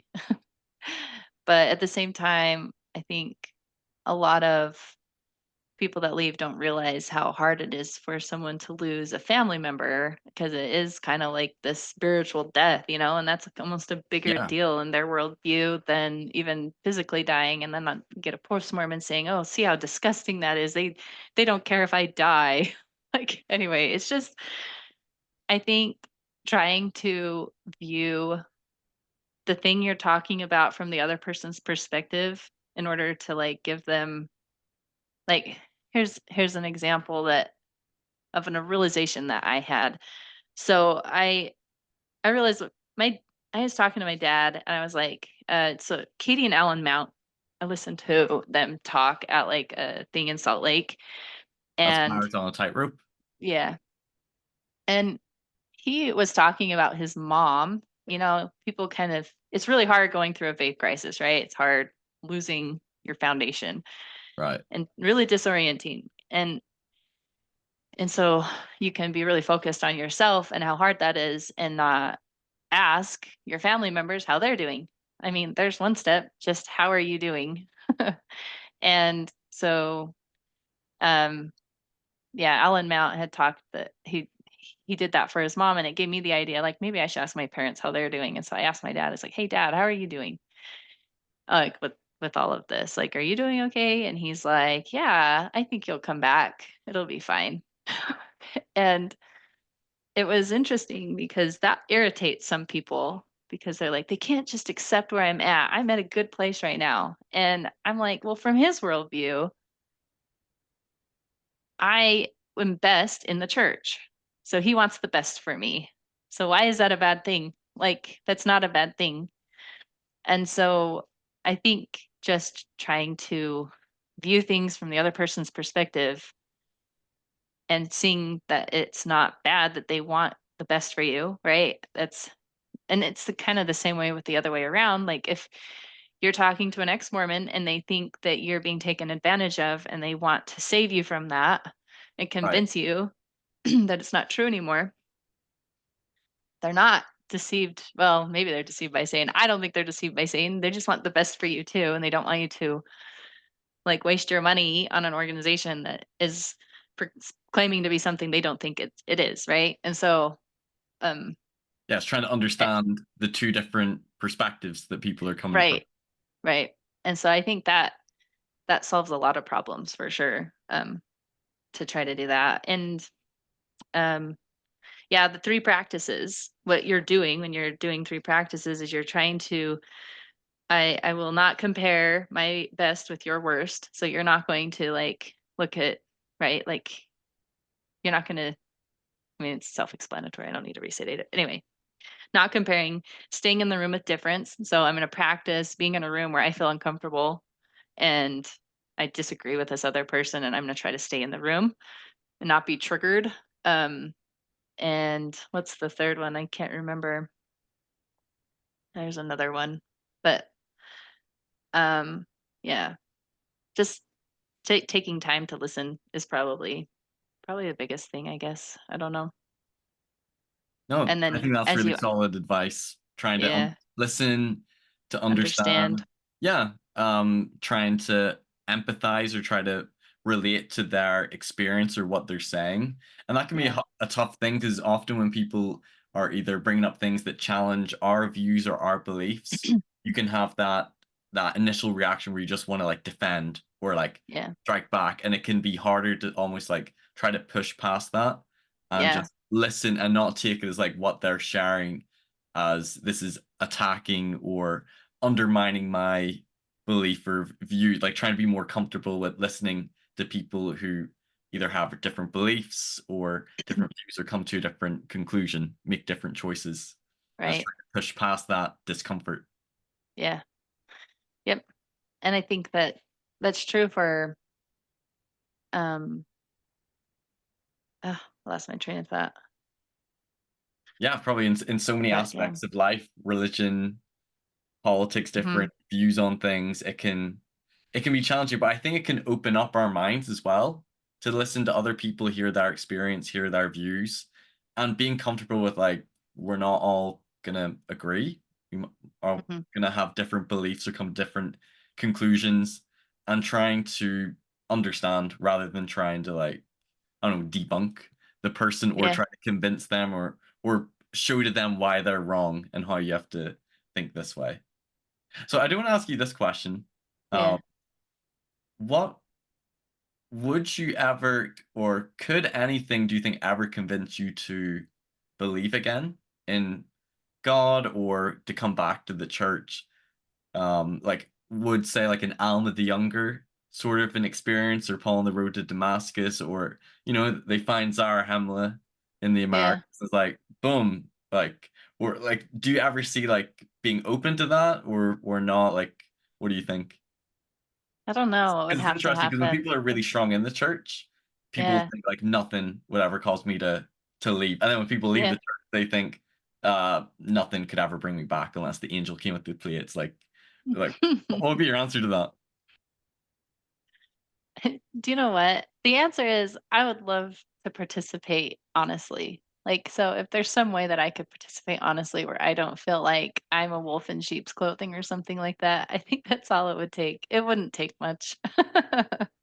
Do you very Because much miss the culture of the church, the organization, the um community? it's it's not even that.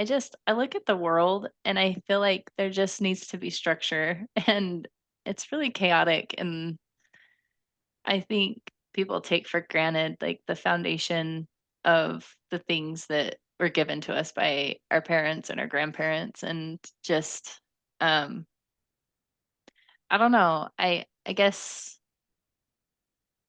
there's something about having your community closer to you instead of so separated and I don't know how to quite articulate it.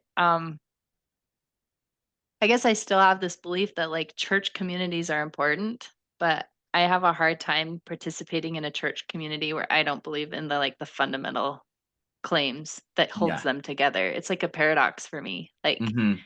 I would love to find some core beliefs that I could rally around and actually truly support and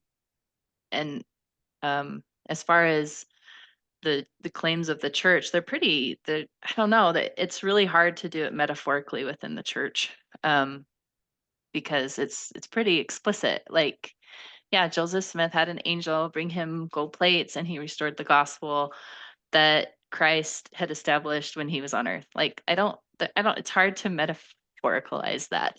Like, Yeah. I They're just very don't. much Yeah, historically it's tangible claims. right, right. And so that's hard for me. But as far as other church communities, I've been fascinated by Catholicism a little bit. I don't know like if it's possible to participate in that religion without. having that, like, explicit, belief. I haven't investigated enough to know the answer to that. Yeah, I don't know, but I almost feel like there's, like, a duty in some way to support, a church level communities in the world. Like, I think that's like, it's kinda like families. I think families are still important. I think those church communities are still important, and I feel like a little bit of, like, I'm not doing my part by not supporting that, I guess, in some way. That makes Mm, sense. But right, at the same time, I can't just pretend like that felt very wrong to me when I was trying to do that for a while, so I don't right. know how to do that. No, So I if get you've that. solved that problem, let me know.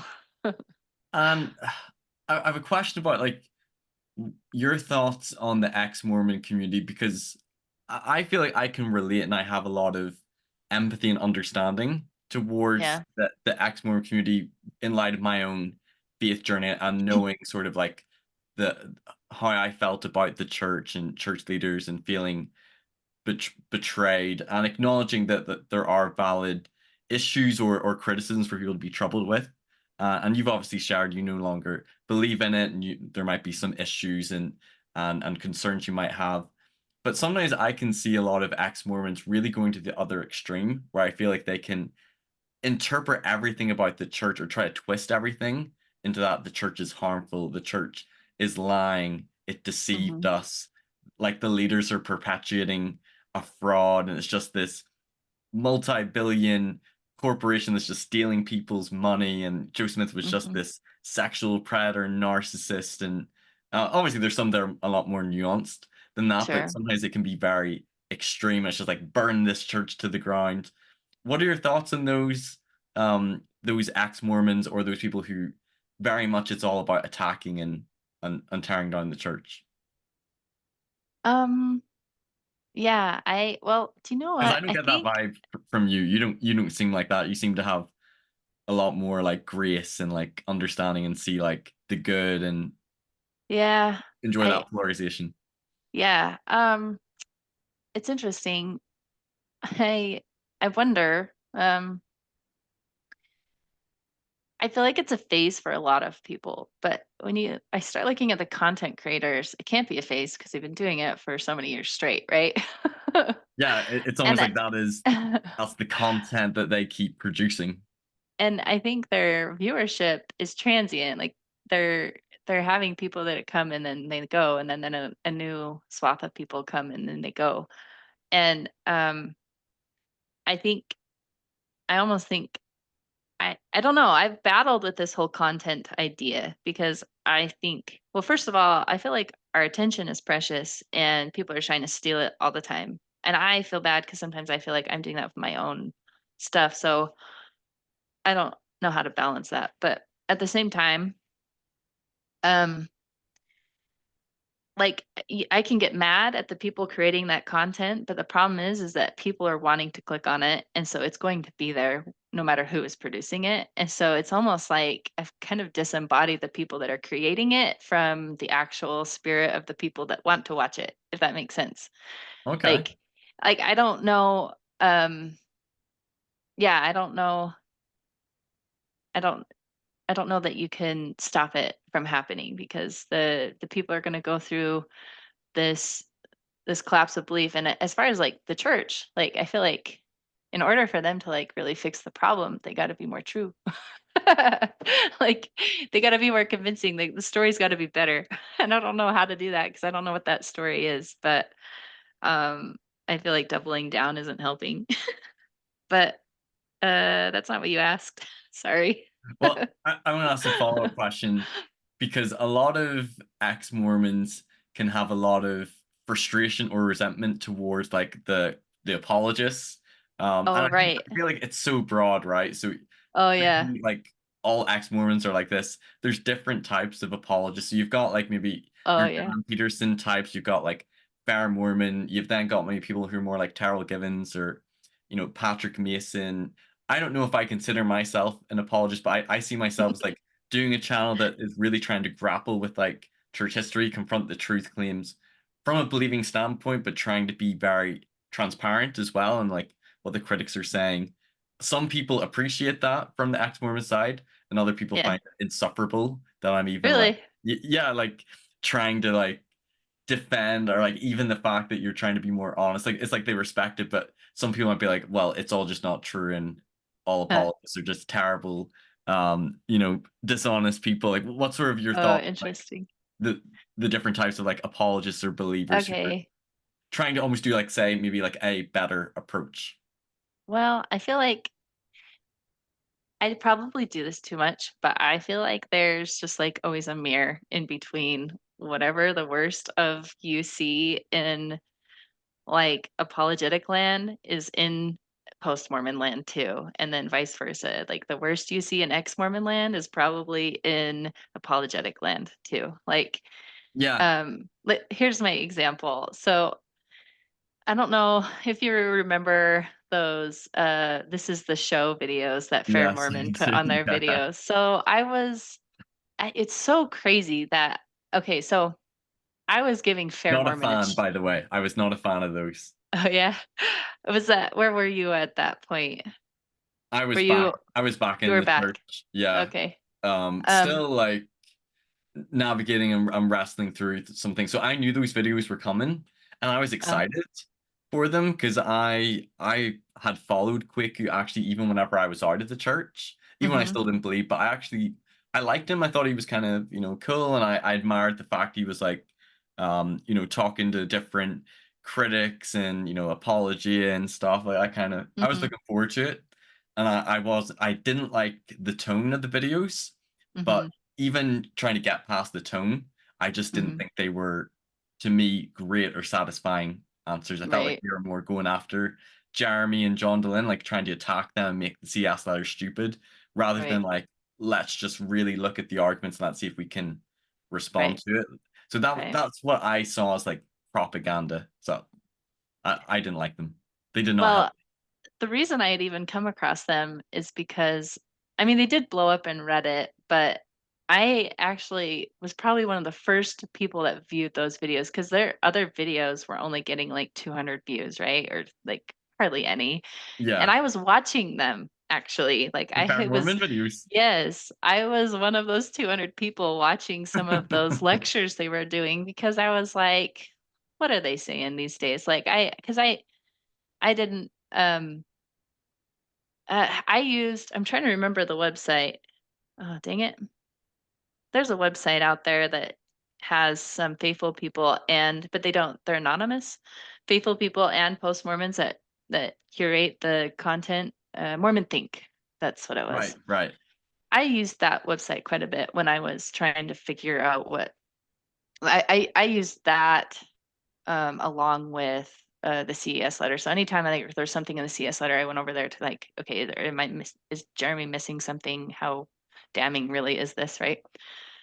And Fair Mormon too. I went there too, but Mormon Think as well. So, anyways, it had been a while since I had been on Fair Mormon, so I was on their YouTube channel watching their videos, and I saw these videos come up, and I was like, no way. Like this is wild. And so I even shared it with my brother, the one that was willing to talk to me about stuff, and he's like, "These are great."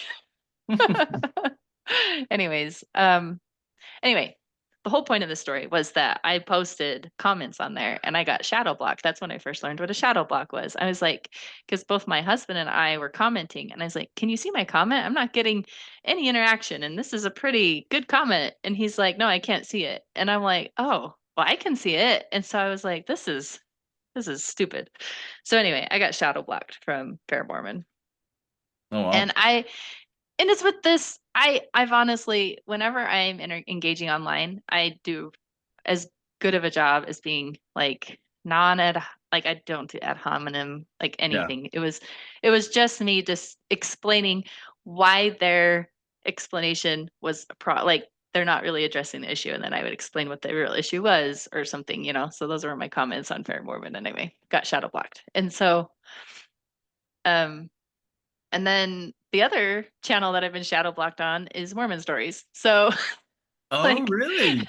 yeah. So like I And feel the like shadow block, does that mean like all your comments are blocked, or is it just they just Yeah. delete the comment? Those my comments. I could still see my comments. So I think it's basically I think I'll bet you it was created for trolls because you have people that are trolling, so they think they're still commenting, so they don't go create a new account or something. Right, But right. nobody can really see what they're writing. So it's just for you. If you're just wanting to write something, okay, you can say it There, to there the might be ether. one or two individuals I might need to start doing that for my channel, but continue. Well, they figure out, like, I know that I'm shadow blocked because, like, you say something, you get zero engagement, and you start to wonder. And so then you go into a different account and see if you can see your own comment, and you can. And you're like, oh, okay. Oh, okay. So, And why do you think that was? Is it because you were maybe like disagreeing with a lot of yeah, I some wasn't of the things they were agreeing saying? with the ether. I wasn't agreeing with the ether of the thing. On John the Lens, he was I think he actually deleted the video, but I'm still shadow blocked. But he was going off on Patrick Mason. Patrick Mason gave like, and he had, see, they have like, I think a pretty good relationship now. So this is kind of funny, but, Yeah, because he went on to um, his show. right. He gave a So, fireside, didn't he? yep, it was the fireside, and John Yeah. Dehlin was like, these are terrible, terrible things about this thing, blah, blah, blah, blah. And I was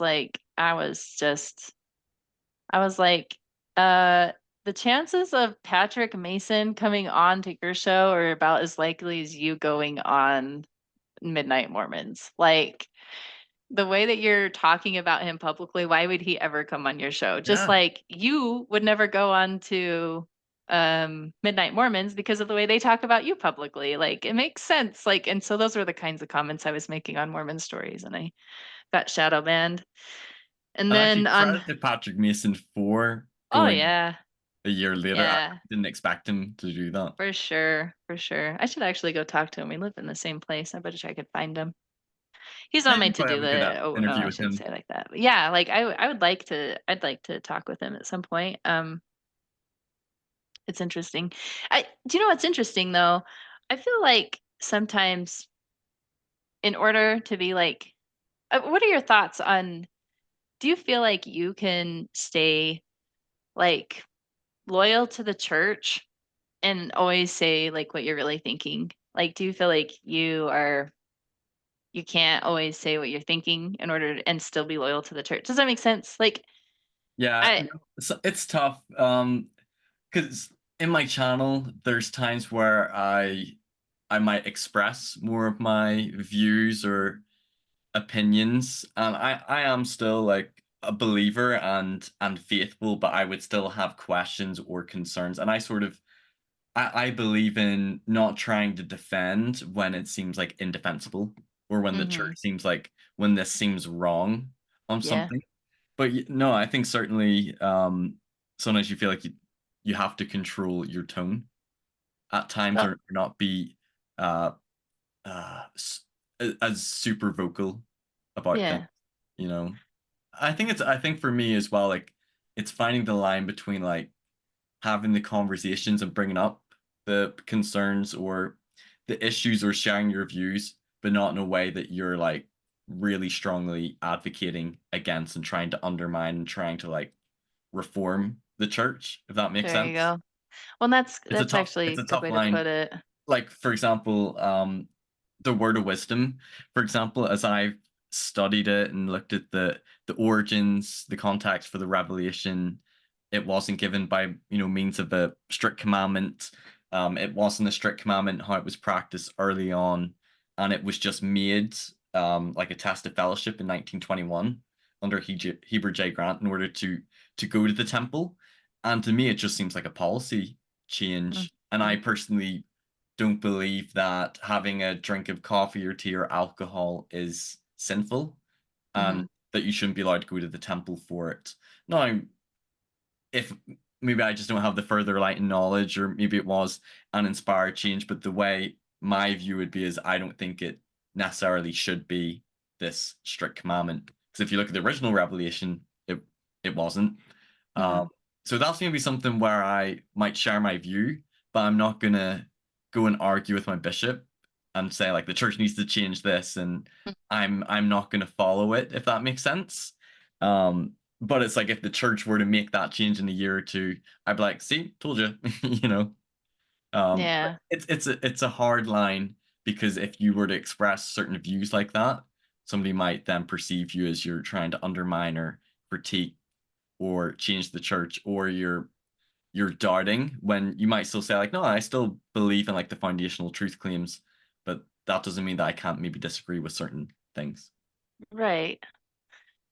It's interesting because it's I have a pet peeve when people try to change what the church is, but at the same time, like if the church did change enough, I could maybe Yeah, participate, yeah, right? that's Like, the tough thing. Like so the church so it's a little and the but church has changed things, but oh I actually yeah. agree as well because if we believe that this is Christ's church and it's led by prophets and apostles through revelation, then we can't just be wanting the church to change to fit like what we want. But at the Mhm. same time, we know that church leaders are fallible, mistakes can be made, and things can be changed as well, either Mhm. correcting things or further light and knowledge. So it's a hard line. But I think we should be comfortable like sharing our views and our opinions without feeling like we're as believers like we're necessarily like um criticizing or being apostate, if that makes Mhm. sense, you know? Yeah. Yeah. Yeah, even from this side where like I'm not as critical of the church and I get annoyed sometimes of the criticisms of the church.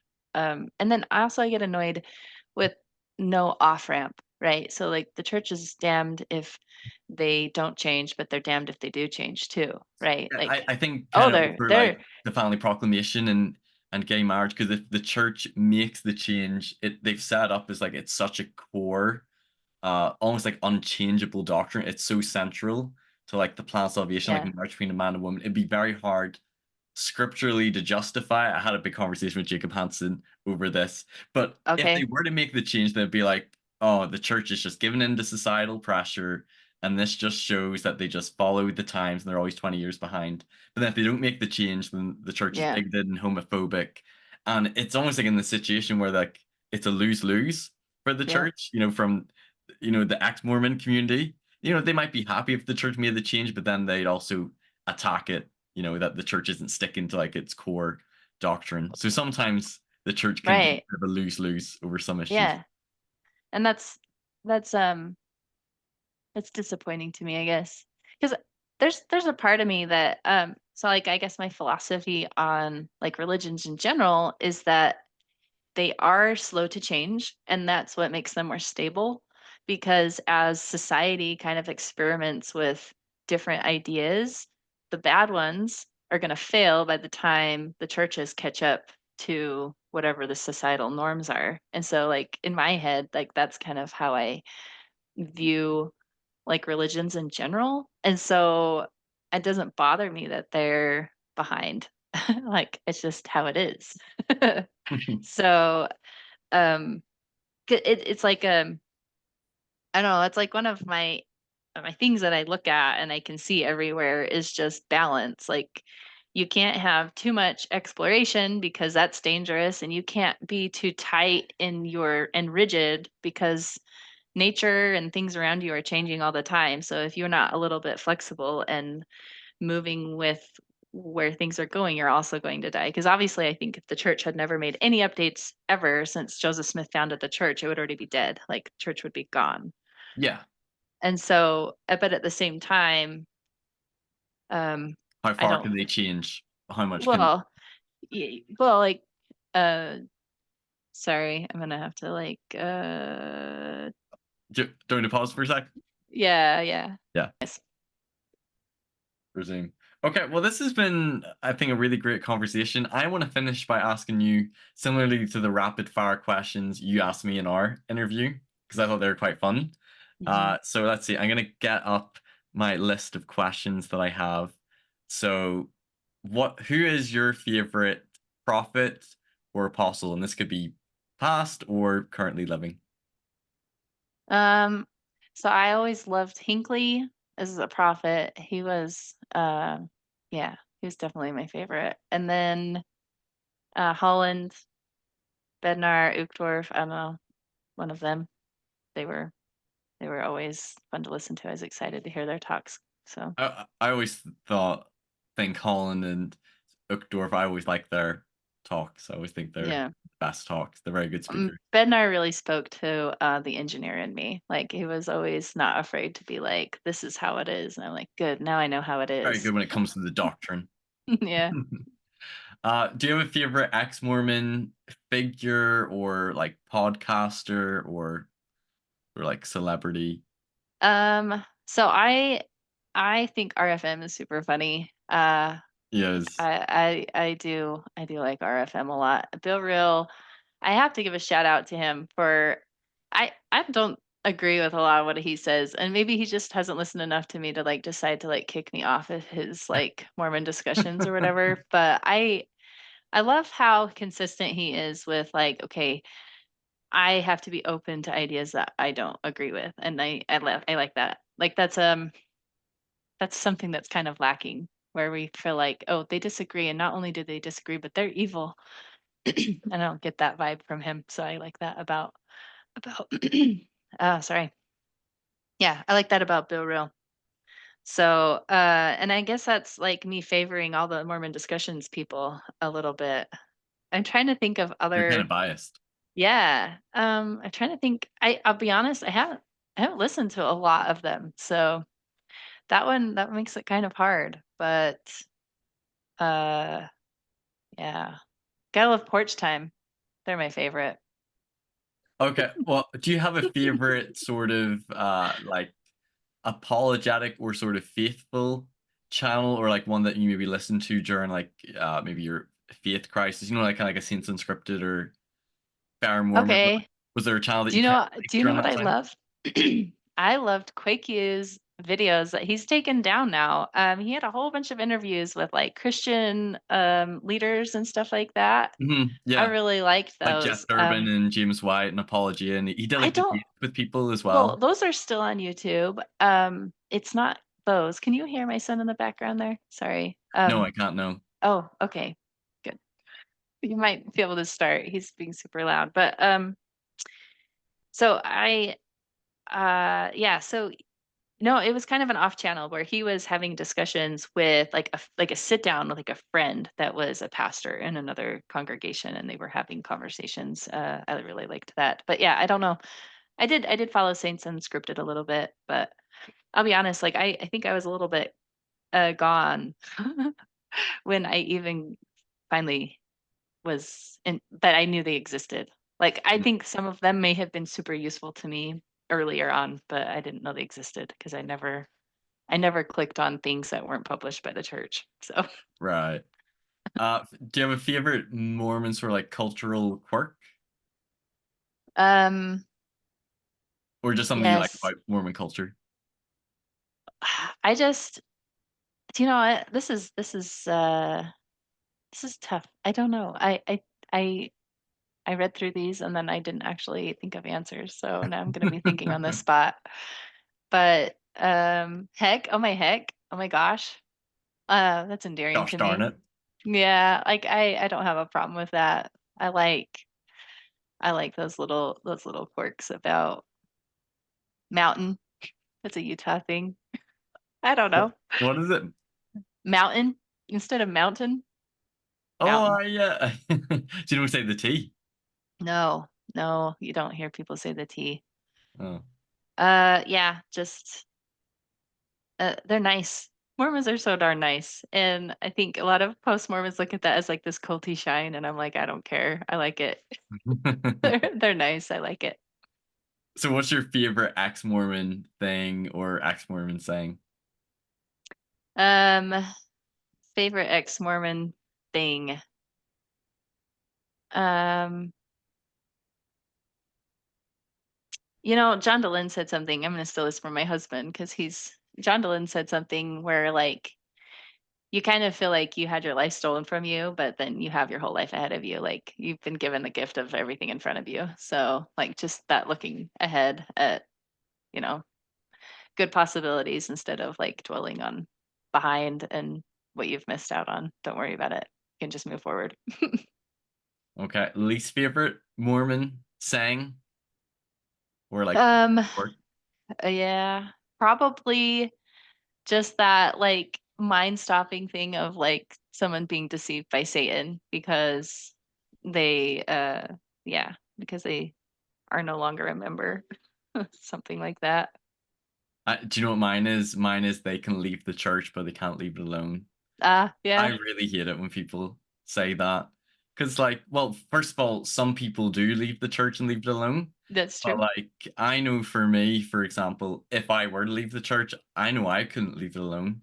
And even Mhm, now, it's like I came back to the church, but I can't leave alone everything I researched. So I fully understand if mhm, it's someone's grown up in the church and it's a huge part of their identity, why they can't.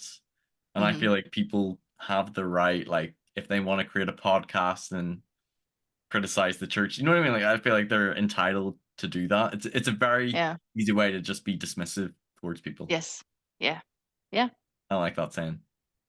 What I about don't ex-Mormon saying? Least favorite ex-Mormon saying? yeah, well, we kind of talked about this a little bit already, but I'll say it here too, just that, like, I've graduated or like, even when people talk about, like, the Fowler stages of faith, there's just this, like, um, what's the word for it? Just like, "I'm better than you because I've reached this higher I'm stage, and I'm more I'm" enlightened. yes, "I'm more enlightened," and it's cringy for sure. Yeah, no, I get that. And what's sort of like your favorite thing to do for fun, or like favorite hobbies, or like, I don't know, what makes you happy? So, I like to go help out on the farm still, like, if I can go help out and be on like, actually during COVID, I did a lot of tractor work and listened to a lot of audiobooks on the tractor. That's where I listened to, like, Rough Stone Rolling and, all that stuff, like, in the middle of all of the crashing, trying to figure out what's what, and, there's something about farm work that makes me feel at home. So and I have a horse, and I love it when I finally go ride him, but I admittedly don't ride him nearly enough, and mostly I just pay to have his feet trimmed, and I feed him, and he's my pet, and I don't ride him as much as I should. So, Awesome. And last question, do you have a favorite episode that you've done on your podcast? I think the one, I got a little bit starstruck when I interviewed John Vervaeke. So he is a guy that I found, he did there's, like, an episode that Jordan Peterson published called The Four Horsemen of Meaning, where there was, like, a a Catholic bishop and John Vervaeke and Jordan Peterson, and there was somebody else too. I think it was Jonathan Pageau.